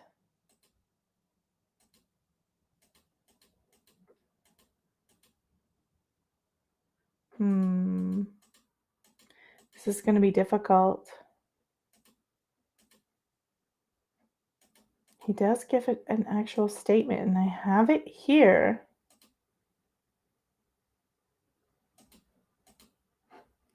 Let me see which one it is. He gives an actual statement. What he essentially says, I'll just sum it up for you guys, and then we'll go listen to that video clip because I want you to hear Jim Jones in his own word. I'm not going to show you the horrificness or any of the people screaming and crying. There's a 45-minute clips. If you choose to go listen to it online, you can. It's pretty graphic. It's really depressing. I'm just going to listen to the part where he talks about Dwyer specifically and how suspicious it is. He could have been on drugs. He could have been mistaken Dwyer for someone else for Dwyer. But the fact is he talks like he knows Dwyer beyond just he's there escorting Leo Ryan. There's something really strange about how he says it. But essentially Dwyer's basically saying that in a nutshell, he got shot in the leg and he lied there and played dead. But we also have Jim Jones recorded saying and talking to Dwyer and then announcing the death of the congressman. So there's something, it's almost like people think that Dwyer basically made sure that Leo Ryan and all those people got there to be shot, led them there, took off, and came back. That's what people are thinking, that his whole "my leg was shot" is all bull schlack. And I have no hospital reports to say that, but Dwyer's a suspicious person because he is in with the CIA. He is basically helping the CIA take over different governments in foreign countries long before this happens over in Jonestown. So we are going to go and listen to that clip right now. It is warning if you don't like this stuff, put it off, but it's not the most graphic part of it. It's just evidence showing Jim Jones actually talking about this guy while he should be over at the Kaituna airstrip laying on the ground with a shot leg. And he speaks like almost like he knows him. So let's check out this clip. Peace, stay peace, stay peace, stay peace. What's coming? Don't let it. Just take Dwyer on down to the east house. Take Dwyer. Everybody be quiet. So he says right there, take Dwyer down on to the Middle East house. Please. So you've got some respect for our lives. That means sit down, sit down, sit down. I know.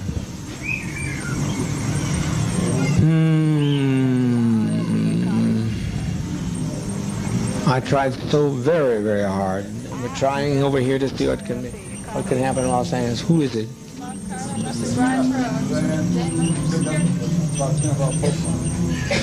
Get Dwyer out of here before something happens to him.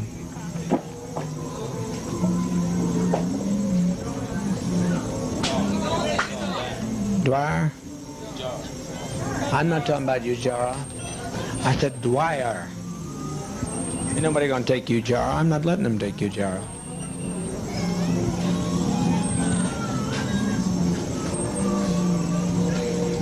Gather in, folks. It's easy.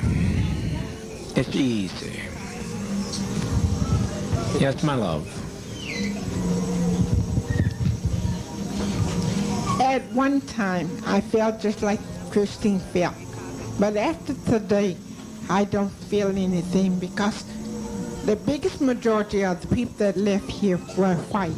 And I know it really hurt my heart because Broke your heart, didn't it? It broke my heart to think that all of these years that these white people have been with us and they're not a part of us. So we might as well end it now because I don't see... Talking. The congressman has been murdered.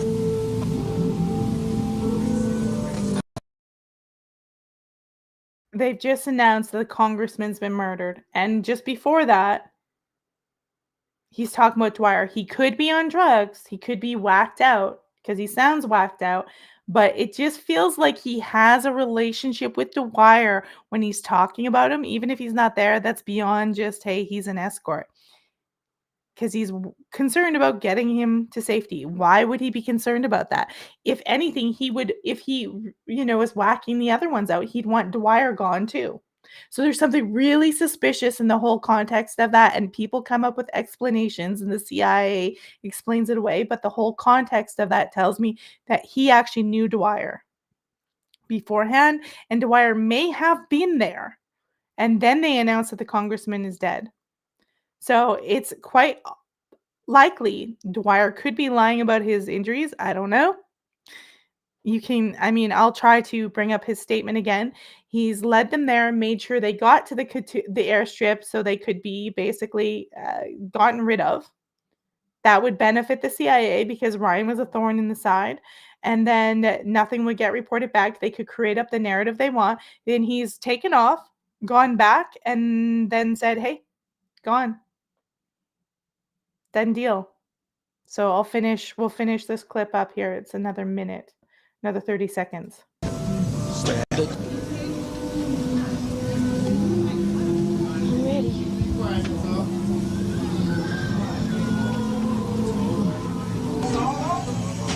It's all over, all over. What a legacy, what a legacy. But the Red Brigade's the only ones that ever made any sense anyway. They invaded our privacy. They came into our home. They followed it. And after that, there was a little few seconds after that I accidentally clipped out. He says, the congressman is dead. The congressman is dead. And that was the intention. That the congressman would be killed. Very tragically. Now, a lot of people are very critical of the concept of Dwyer, like I told you, that he's not, that he wasn't CIA. But I'm telling you, he was 100%. He's reported to have doing work for them for foreign affairs and manipulation. Like I told you, he essentially,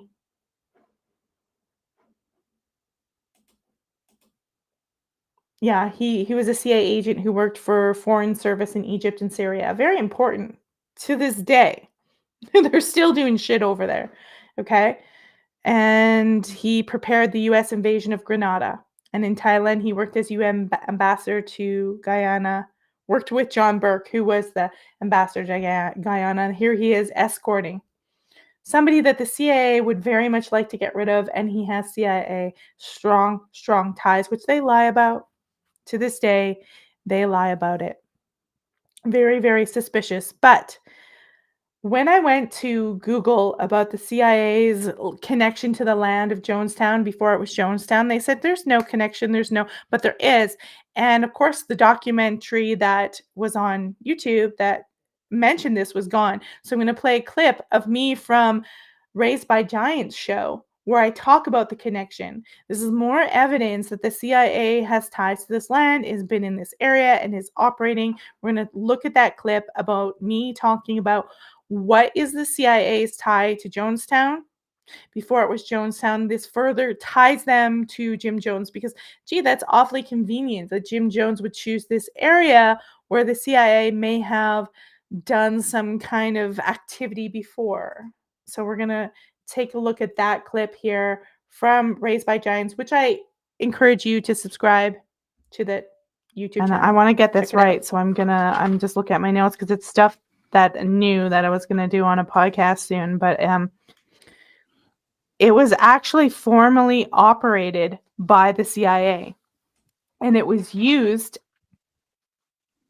previously on a thing called the Shalom Project, which was a CIA program to train black mercenaries for warfare in Angola.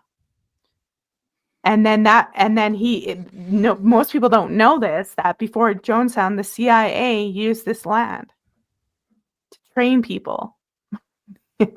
It's insane. So he goes there, and a lot of people believe this whole Jonestown thing was a CIA medical experiment because there was tons of meds there. They were medically checking up on all of these people that were there, like over 900 of them all the time, like daily. And there's tons of drugs and medications. I don't even know what he's on, but if you go and listen to any of the recordings, like he used to be on the sound system and the whole compound 24/7. If it wasn't him, he would record himself and then replay it. So 24/7, all you would hear was Jim Jones nonstop. And he sounds crazy. There's times where he's just like, oh, like you can tell he's whacked. And they had so much drugs on them. And there's like drugs. How do you get all that stuff there? There has to be a supply chain. And it's not just Jim Jones providing it. And we know the CIA deals in, we know they're practically drug dealers. And so I'm pretty sure, and a lot of people think that the CIA was using Jonestown as an experiment. There was CIA involved in all of this stuff. And I mean, I can keep going on, but I mean, we'll get to the part where everything goes to. Okay, so you hear that they were training black mercenaries to go into Angola. And they do that a lot. They will get people from the region, almost like kidnap them, and they'll brainwash them and they'll train them as their kind of agents, probably brainwash them, put them in prisons, use them in the prisons. They did that in the Middle East, and then they'll put them out there as terrorists or activists or in people who are going to go in and cause disruptions in certain governments in the area. This is what the CIA does, and they were using this area to train and do stuff. So they've been experimenting before, and now it's their MKUltra weird, crazy, experimental pseudo utopia where they were tracking all the medication stuff. It's like once these psychopaths got out of the United States, they went crazy and they did the most heinous stuff. under the guise of religion. And why a lot of this is important is because they still do this stuff in religion today. You watch TPUSA Faith, you look at Mooney's cults, you look at any of these institutions, I believe they're infiltrating the Catholics church big time. They're doing shit in the Catholic Church. That's why I'm suspicious of Candace. They're doing this big time to everybody because they know religion is a really good tool to manipulate people. We've talked about this before in this show, how religion was studied by the British, how these kind of beliefs were studied as a means to control and harm people and mind control them. Um, it just goes on and on and on with the CIA. So they're tied to this land area. They are so tied. If it had just been one thing, like, oh, you could look over it, but there's so many elements that ties Jim Jones to the CIA. Not to mention, back in the 60s, when I told you he was first going to South America and Brazil, he was reported in the newspapers in Brazil. You can check that out. There at least there used to be, unless it's been wiped from the internet. He was being reported at the time as being a CIA agent, and there was other agents that were with him or other people. I can't remember their names. It evades me. I might have it in that PDF file, but they were with him and they were linked to the CIA. I'm not sure when the CIA approached him. That would be interesting information to find. But it is insane. Now, the other thing to know about the massacre, you can hear him. He's telling people the congressman is dead. So now this is where you hear in that video, that audio recording, they're saying, it's time, it's all over, let's just do it. This is where the Tavistock stuff and the brainwashing comes, because what they do is they get the women and the fathers to murder the children first. Probably the children had Kool-Aid. And then once they did that, the devastation was too much.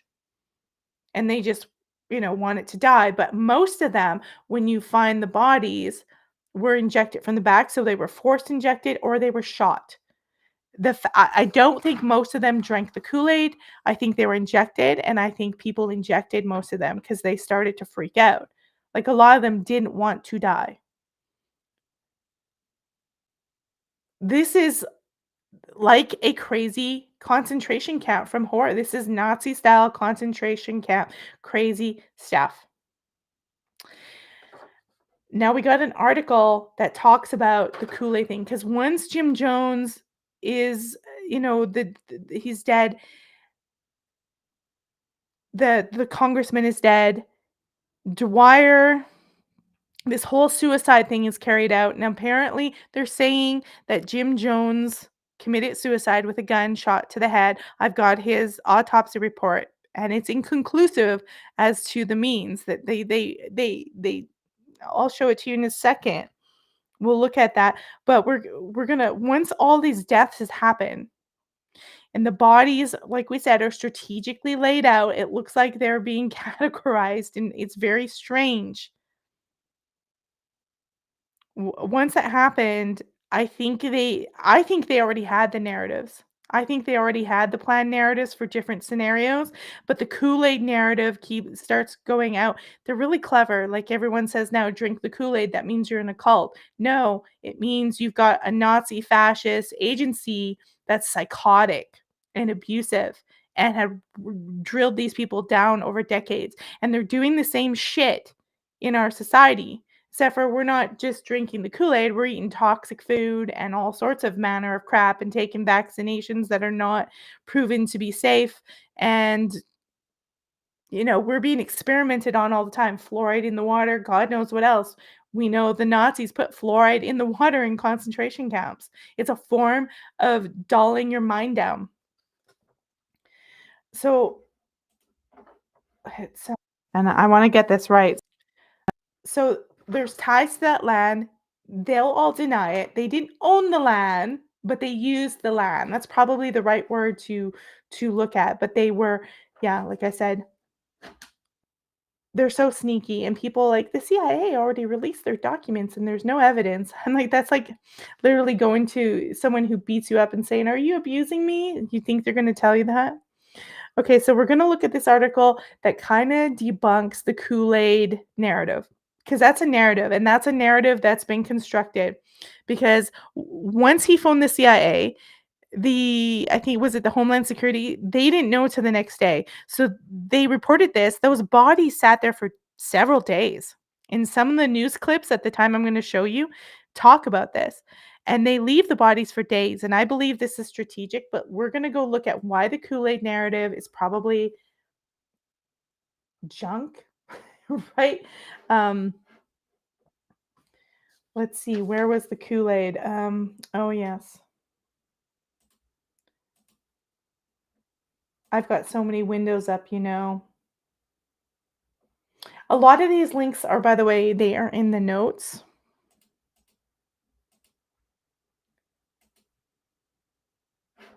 Let me just see something here. I'm gonna go.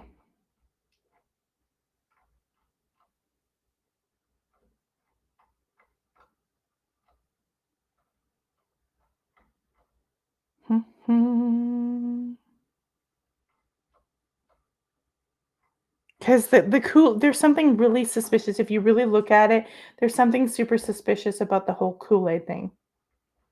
I just find it outrageously suspicious. It's very. Let's see if this is the article here.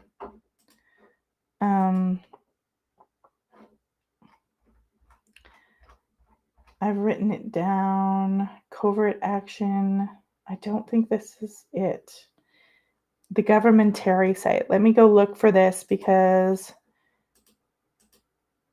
I agree that there's something super suspicious about the whole Kool-Aid thing. Yeah, I found it. It's not that article, but this one is a good one too, Covert Action. It talks about the CIA and all the crazy stuff with but we want a particular one, what the media won't tell you. And it says, the source of the Kool-Aid suicide stories was the U.S. State Department, which presented the story immediately after the suicides were reported as though it was the only obvious truth. So nothing had been done, no investigation. It's just been reported that they didn't have the bodies, they had no autopsies. And by the way, the autopsies are suspicious in of themselves, but they just put that out there really quickly. And I mean, news clips were coming out 2 days later. So it happened on the 18th of November. By the 20th, the media was spinning, the mainstream media was controlling the narrative and spinning it like a giant crazy spin doctor would. A U.S. Army spokesman pronounced with complete authority, no autopsies are needed. The cause of death is not an issue here. That's insane. That's fucking insane. The bodies were then allowed to rot in the jungle, which at the time would make an autopsy and finding needle marks harder. And remember, it's 1978. There's no DNA kind of testing that they have today. The cause of death, is not an issue here. Despite the lack of need for autopsies, Dr. C. Leslie Mutu, the top Guyanese pathologist, was at Jonestown hours after the death and, refusing the assistance of UF pathologists, accompanied the teams that examined the bodies. His conclusions: Dr. Mutu found fresh needle marks at the back of the left shoulder blades. Excuse me, I'm going to cough here. At the back of the shoulder blades. It's very suspicious. 80 to 90% of the victims had these places where they wouldn't be able to do it themselves. Others had been shot or strangled. A surviving witness stated that those who resisted were forced by armed guards to comply. Dr. Mutu's opinion and that of the Guyanese grand jury investigating Jonestown was that all but 3, only 2 of which were suicide, were murdered by persons unknown. No Kool-Aid thing. If one was to go over the deaths in Auschwitz, it's almost certainly, considering the horrendous conditions, those who were under that 0.2% of all deaths could be attributed to suicides.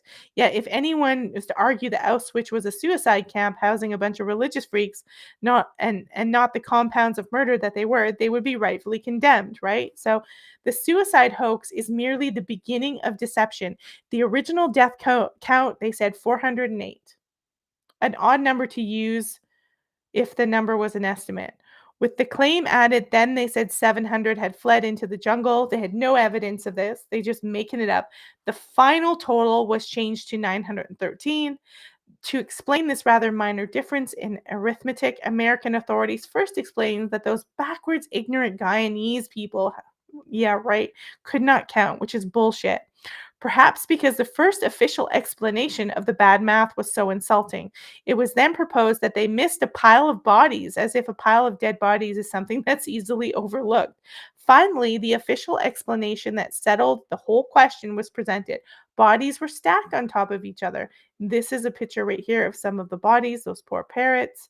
Of the 150 photos taken of the massacre, not one shows any body lying under any of the others. None. And I've got a bunch of them.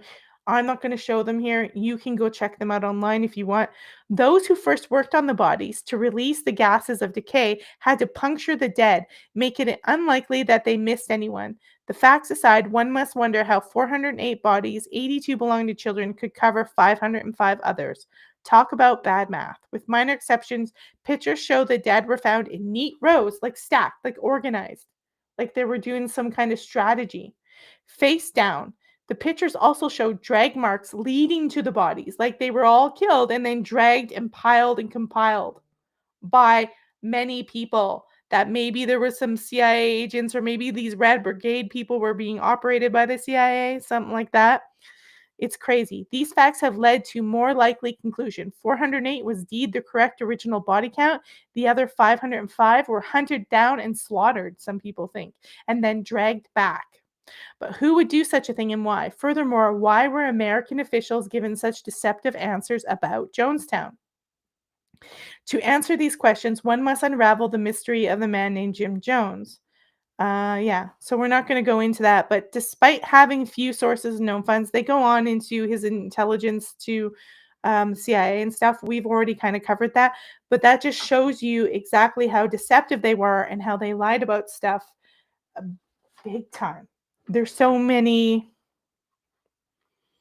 Yeah, and basically, if Dwyer's not a CIA agent, it's weird that he also reported to the only radio, which was run by the CIA out there. So he had access to CIA radio. I mean, it could be.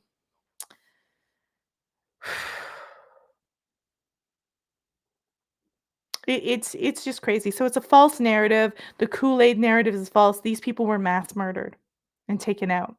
Some people will say that Jim Jones escaped, but I'm about to show you his autopsy report. I don't believe he escaped. They will say he committed suicide. But if Dwyer came back and there was this mass slaughter, we don't know.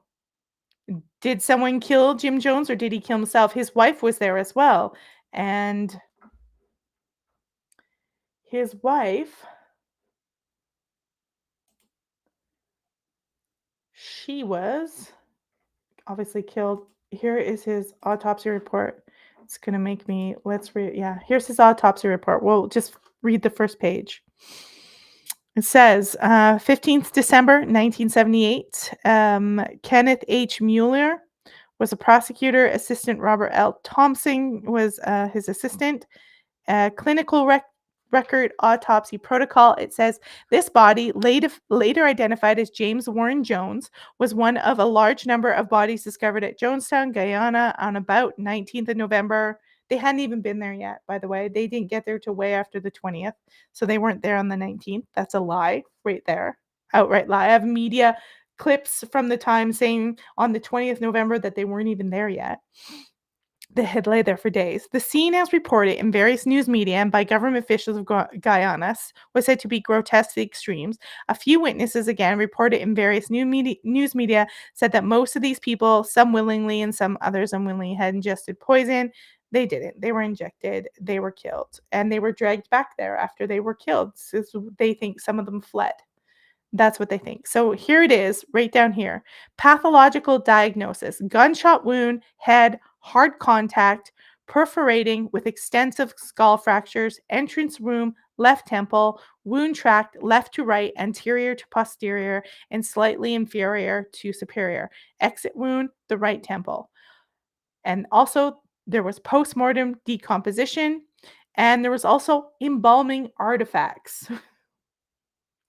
Cause of death: gunshot wound to the head. Manner of death: undetermined. They do not determine it a suicide. They say undetermined in his official autopsy report. He was 47 years old, and they have all the witnesses there. I'll pop that PDF if you guys want to go read it. If you're like total big time sleuths, you can check it out. I'll pop it in the live chat. But they did not determine in this autopsy report, from what I can tell, that it was a suicide. So we don't know if Jim Jones was shot, if he was taken out, if he shot himself. There was this idea, there was this rumor going around that he had planned to escape to Cuba or Russia because he was a communist. I highly doubt this point. I think the communism was a rhetoric, because we know that the CIA was definitely against communism, and a lot of this stuff they were doing was to basically take down communist countries in this really paranoid sort of manner. It is a 7-page document, so you can go check that out yourself. I don't know if he was planning to escape. On the tape that we hear on the recording, he seems to think that's it. It's over. We're going bye-bye. But did he shoot himself or was he killed? Nobody knows. It's not determined. They are saying it's a close gunshot to the head. They say it right here when they say hard contact. They actually don't say close up. They say hard contact. So I'm assuming that means it's close up. So that is the official autopsy report of him. So I do believe he's dead, that he didn't escape like Hitler, whatever. People think, hey, there's a lot of stuff on people thinking Hitler escaped. But they did have the body, and there is an autopsy report. One of the biggest things about the bodies in this context is when they went to do an autopsy on some of them, they had already embalmed them. And my guess is they didn't want people to be able to get any chemical analysis, so they had already stuffed them. They were embalmed first, and then they did an autopsy on some of them. So most of them weren't even identified. Just crazy stuff. I've got a picture here of them removing bodies. U.S. troops evacuate the bodies. Green Berets apparently were in there. There's also, what do I have here? There was a quote. Some of the, do I have it? Yeah. It says here, from this article, I was fortunate to interview one of the Green Berets who landed there shortly after the Jonestown's suicides. For the purposes of the book, he asked me to call him Scott Hooker, explaining that this name will identify him to other soldiers who were there. He told me how he pulled Jones' dead body out of his chair and how haunting his hazel color eyes were, as they seemed to stare into space. Most shocking of all, he told me in detail how the Green Berets were under instructions to kill the survivors. This was the same story told by Lieutenant Colonel James Bo Gritz, the commander in charge of all the Green Berets in Latin and South America at the time. Gritz said openly that he did not know too much beyond the fact that it was Green Berets' missions to go in and kill survivors. He said this is because it was compartmentalized CIA operation. Gritz also reported afterwards that the man in charge of the operation returned and said the N-words are all dead. In ways, Gritz is a press-hungry and egotistical character, the most decorated soldier in Vietnam. He now makes it a celebrity of sorts. He was on the news while negotiating peace settlements between the police and white separatists, Randy Reaver. Gritz was also caught on TV giving the Nazi salutes to skinheads as he left a building where negotiations were going on in a standoff. Stanley Clayton and both the temple attorneys who fled Jonestown all reported hearing bursts of automatic machine gun fire and even 3 cheers by the soldiers. So I think that idea that people were killed and pulled back is true. Like there might have been people who survived even after the initial, and once Green Berets got there, they were slaughtered and pulled back into the camp. That's what they're saying.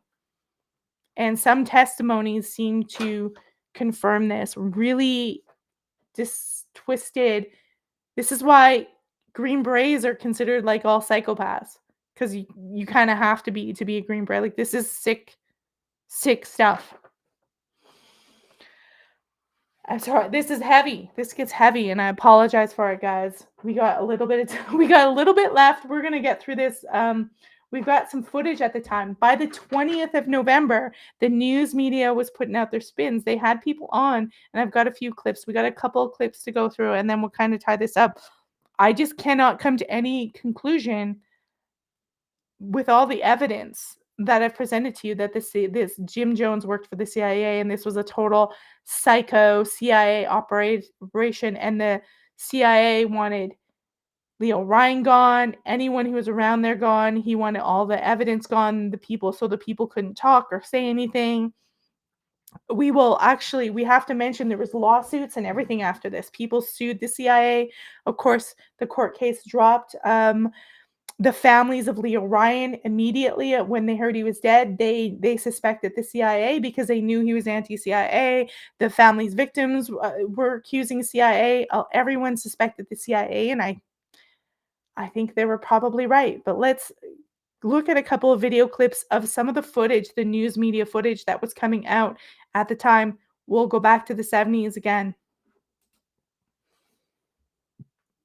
Here we go. I uploaded another video and it's not there.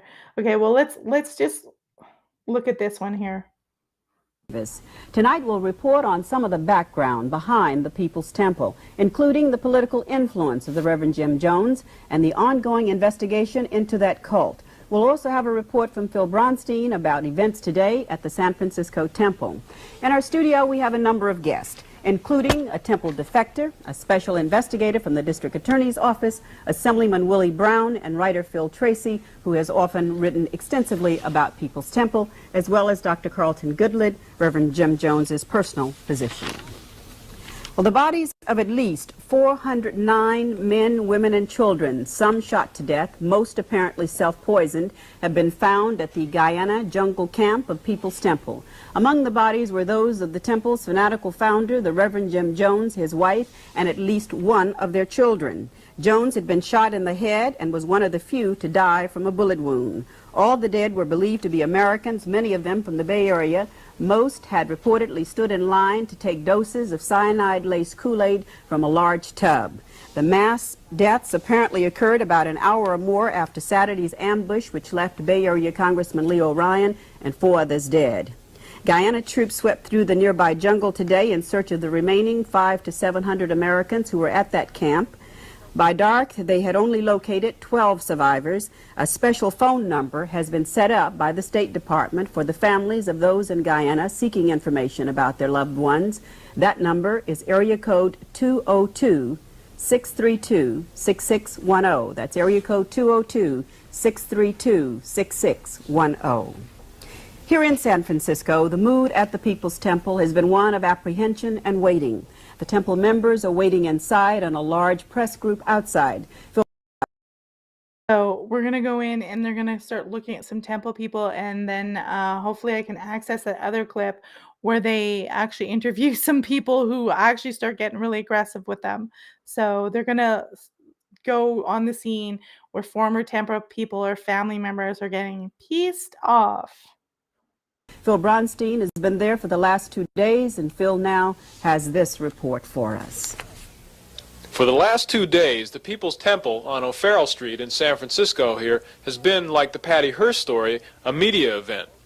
The crush of reporters, international, national, and local, has been met with virtual silence from the some 25 temple members left at the temple headquarters here. They're guarding the gates a few at a time, and the reporters and cameramen have jumped at every movement, even photographing each other reading the paper. 2 network camera crews, NBC and CBS, had hired private guards to protect them, and some of those reporters had known the NBC men killed in Guyana. The major movement over the last 2 rainy days has been relatives of temple members coming to find out about the welfare of their family members. They talk to the press, curse the temple, and sometimes attack the temple gatesmen in frustration. I'll show you how crazy I am. And you guys have to have your henchmen over there shoot out the window on me. Since he's sitting back up there with the gun in the window. You got your gun in the shack, I ain't got a razor blade. Most of the relatives refused to be photographed. They were worried about possible reprisals against their kin in Guyana. Yesterday, one young man came who had a mother in Guyana and a brother at the temple here. He was still in high school. They said they was going to learn him a trade, which, you know, heavy equipment here pays a lot. Yeah. He came back, you know, he told me, you know, well, I'll be making more money than you are, as much money as you know. And that wasn't true? Well, he hasn't, I've gotten 2 letters, and each letter he didn't say anything about heavy equipment. Only 2 letters in all that time? Yeah. What did he say? Just a bunch of bullshit. I mean, you know, that doesn't even sound. Which he says like just a bunch of bullshit. It doesn't even sound like him, which is indicative of that kind of what a cult would do to you. He's literally saying, he says in a vulgar way, probably because he doesn't understand cults, but he's like, it's a bunch of bullshit, because that's what they do. They brainwash your brain into mush so that you're not even yourself. You're writing bibble babble and crazy stuff by the end of it. Now, this next clip, hopefully I reset things and I snuck out and whatnot, but let's see if we can get this other video. It continues on. It's a clip from this news. Now, the full footage of this clip, I'll see if I can find it and give you the link. It's like probably a 30-minute show. If you look on my screen, it says Monday, November 20th. They hadn't even gotten the bodies yet. They had this spin out in less than 2 days. They had news media guests, like a whole palette of guests. They had Willie Brown on the show, who, by the way, promoted Jim Jones. Within 2 days, they were spinning the story, and you'll notice this over and over again. This is what they do. They did this with Charlie Kirk. It's like they have it all ready and everybody ready to roll out from Central Intelligence. The new stuff that they're going to put out, the spin that they're going to put out. They're not going to tell you that Green Berets are already in there slaughtering 400 survivors and that the bodies weren't chaotically laid out, stacked on each other. They were methodically dragged there. Just crazy stuff. But let's look at this other clip. Hopefully it showed up. There it is. Here we go. On the civil rights, on the injustices in the society. Mr. Mills, may we hear from Mr. Graham? What did the district attorney's office find out once you started to investigate? Well, we spent about 8 weeks. So what she's questioning, this guy's the district attorney, and she's questioning what he found out, because apparently the district attorneys were trying to investigate long before Jim Jones even left. And they were probably blocked because Jim Jones had a lot of political power and people didn't want anyone finding out about this MKUltra, the CIA. There's a lot of power here, but they were investigating him. And so this is a conversation they're having with the district attorney that investigated him in San Francisco, just to set the scene. Investigating intensively, we talked to something over 100 people, former members like Mr. Mills, and some present members who were willing to talk to us but not say very much. After about 8 weeks, we decided that we didn't have a criminal offense that we could prosecute in San Francisco. We sent some information to Mendocino County because we felt there was a possibility of prosecution up there. We sent some information down to Los Angeles County because we felt there was a possibility of prosecution down there. But here in San Francisco, we had no information. We dealt with the press. Mr. Tracy we interviewed, Marshall Kilduff. Everybody who had any information to impart was interviewed. Nobody was able to come up with evidence of a criminal offense here in San Francisco. Do you think, Phil, Tracy, does that square with your understanding? Well, I just had a question for the district attorney's office, and that is, why is it that when you had repeated So, do you remember when I was telling you that people were reporting on Jim Jones, independent journalist from New West? This is a guy from New West that was reporting on it. He now brings up a question at the DA because he's not buying the story.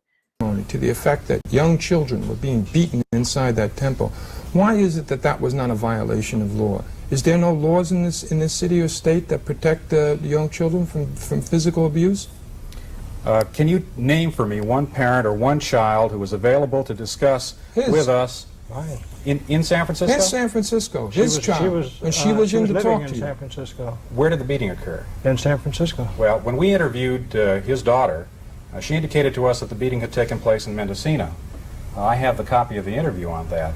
So far as we I were may be concerned, mistaken. we were told it was Mendocino. My senior investigator talked to his daughter, and she said it was Mendocino. So the DA is covering up. There's also, when you go to this full interview, this guy here on the left, he starts mentioning certain things, and you'll notice, like, when you're watching it, I don't have all those clips, they interrupt him.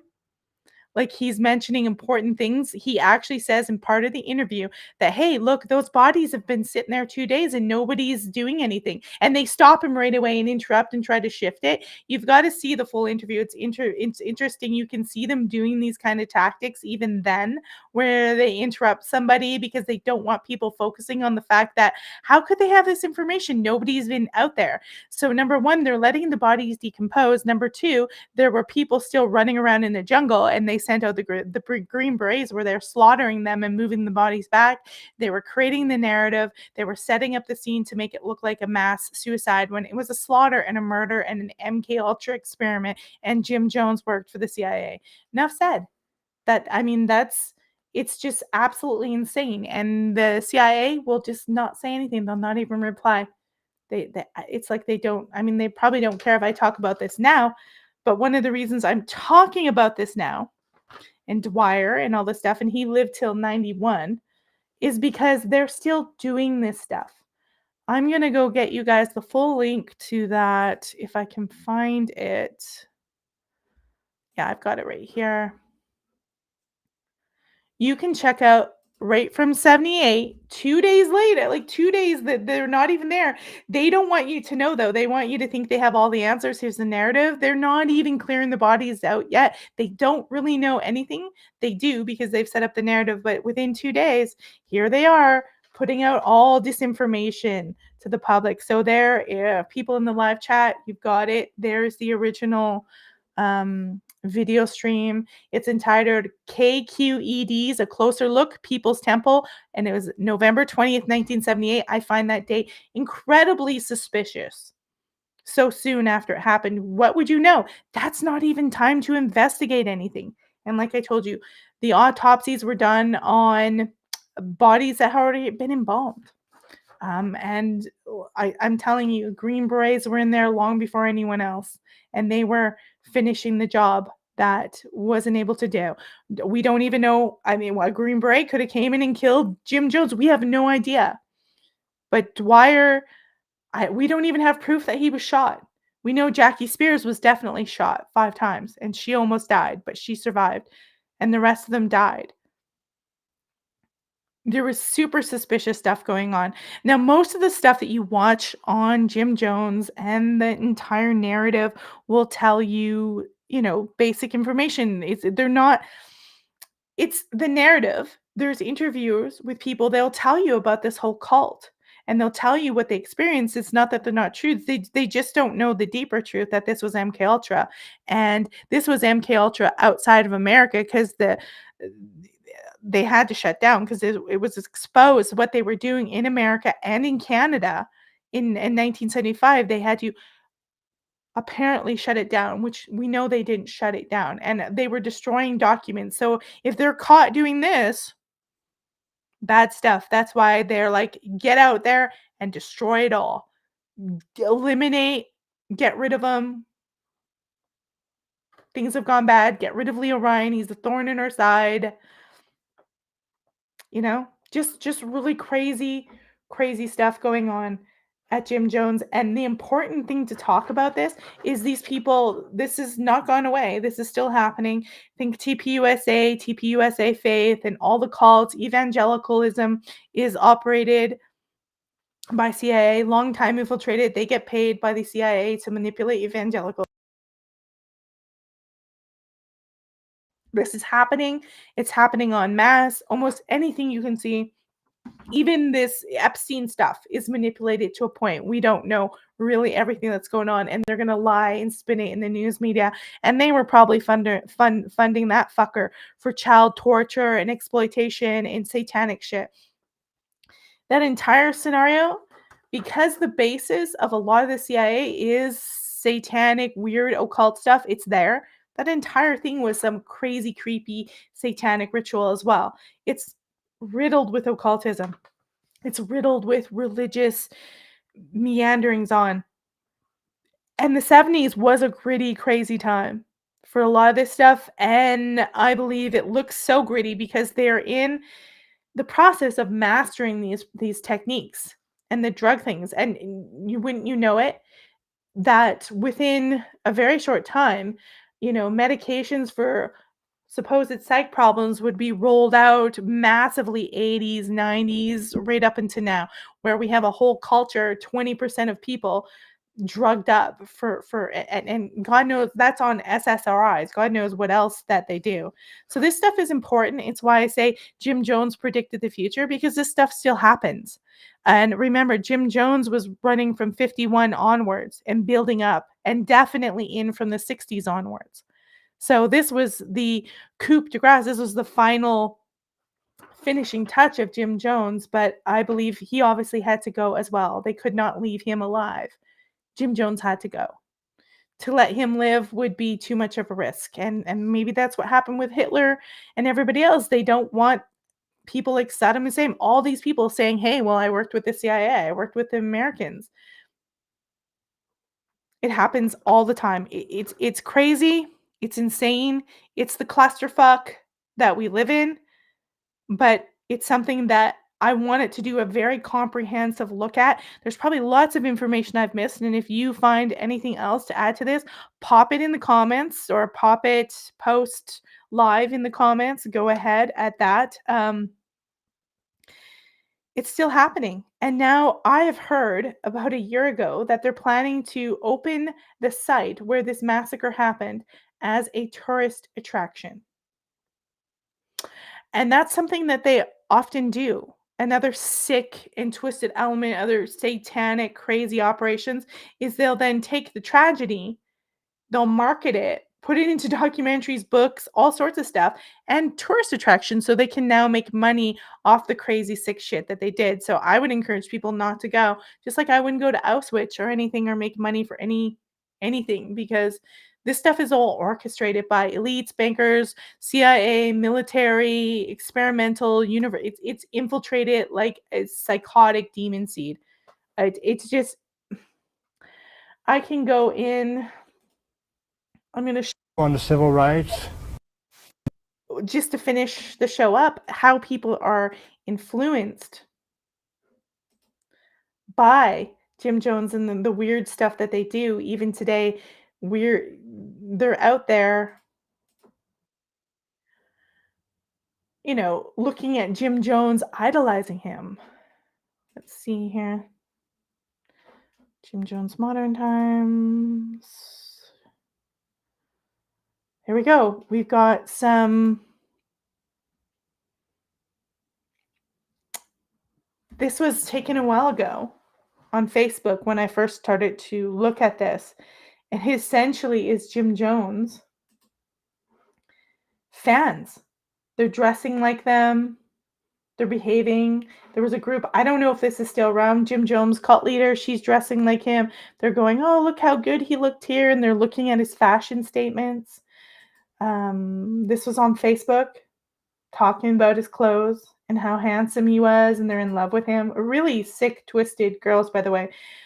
This is a post. I blurted the name out, but you can see this. They're like, here's how they reframe what happened in Jim Jones, because they're too stupid. They don't know it's a CIA operation. Hear how this person reframes it in a post. They said 42 years ago. So obviously I screen captured this quite a while ago.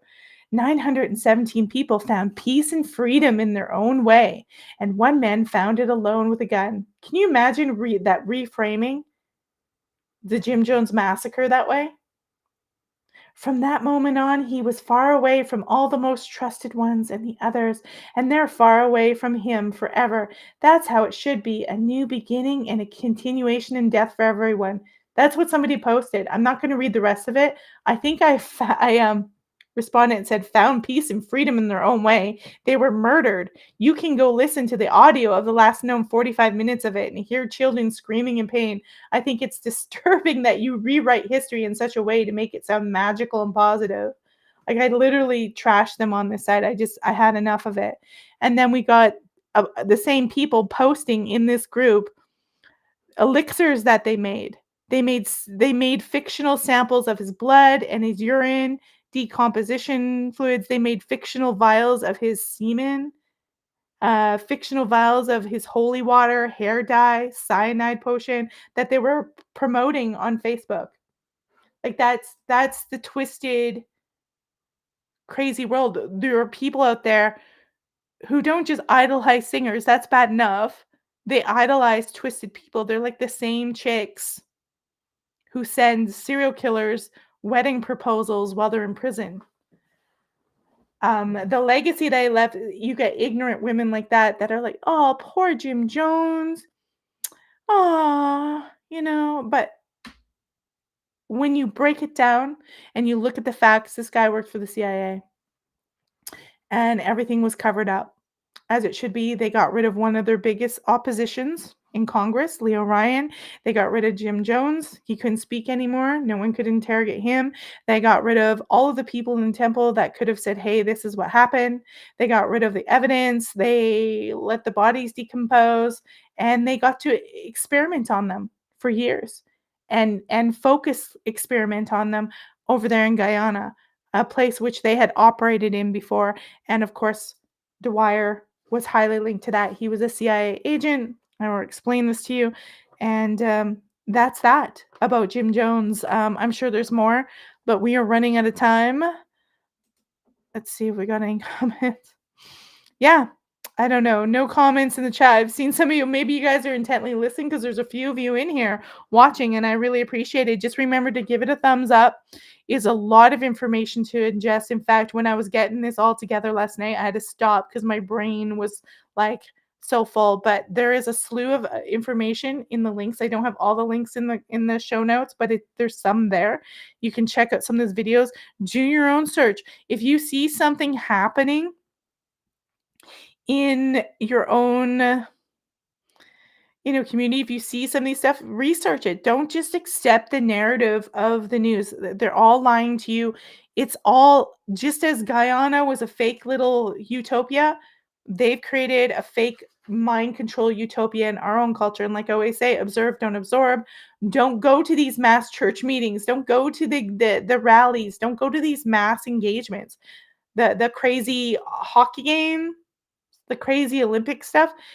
These are the group things. Tavistock stuff is there where they can control you, and they use dynamics to control you in various ways. So a hockey game might be lighter. Political stuff, I mean, Donald Trump, Obama, I don't care who it is, they are operating in the same manner to control you, so they get your vote and they get your money.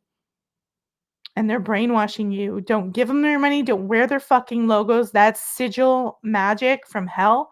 Don't go to their events, and don't give them your mind. Try to limit the exposure to them. It is absolutely insane, guys. So observe, don't absorb. Just to tie it up, I'm starting training for my new job tomorrow. I don't know. I don't know what the time will be. If the time has to change on Sunday, I'll see what my schedule is as things go along, and I'll announce that. And so we're still going to try to do the Sunday shows with impromptu stuff in the week if I can. But that's the show. I appreciate you guys. Evil happens when good people do nothing. Well, here's the thing about this. I mean, it's true, but sometimes people don't know that evil's happening. They have no idea it's even happening. So, how can you do something? If you look at the news and the news that you trust tells you that it's just a psycho individual, you don't know. When we're talking 60s and 70s, they didn't know about cults. They had no idea what's going on. People are waking up to this more and more and figuring it out, which is good. But when it comes to propaganda, they make evil look good. It gets confusing, it gets conflicted, and people are so tapped into this fake system that we have, they can't even use their own intuition anymore. They don't even have an instinct that screams, danger, get out. And who knows why people join cult? People join cult for all different reasons. And anyone could be a victim at any time. There's lots of mega people that had been lured right in. There's lots of Democrats that get lured in. This was a Democrat guy. Jim Jones was a Democrat. All these politicians were Democrats at the time. It doesn't matter what political party in. You can be lured in. It's why you have to be autonomous, self-autonomous, and know yourself and not get involved with a lot of these stuff. If you're going out into the world, you have to be confident with yourself away from all these groups. It's the only chance that you have, because we are living in some kind of fake reality where people can't fucking tell up from down. Jim Jones completely inverted evil into good and confused people that were naive and trusting and just wanted a place to belong where something magical or special was happening, where they felt they belonged. Who knows what their histories were and why they did it intensely. But that's all I have to say. I hope you guys enjoyed that show on Jim Jones. It was a whole lot of work and I'm getting tired. It's 2.5 hours of talking.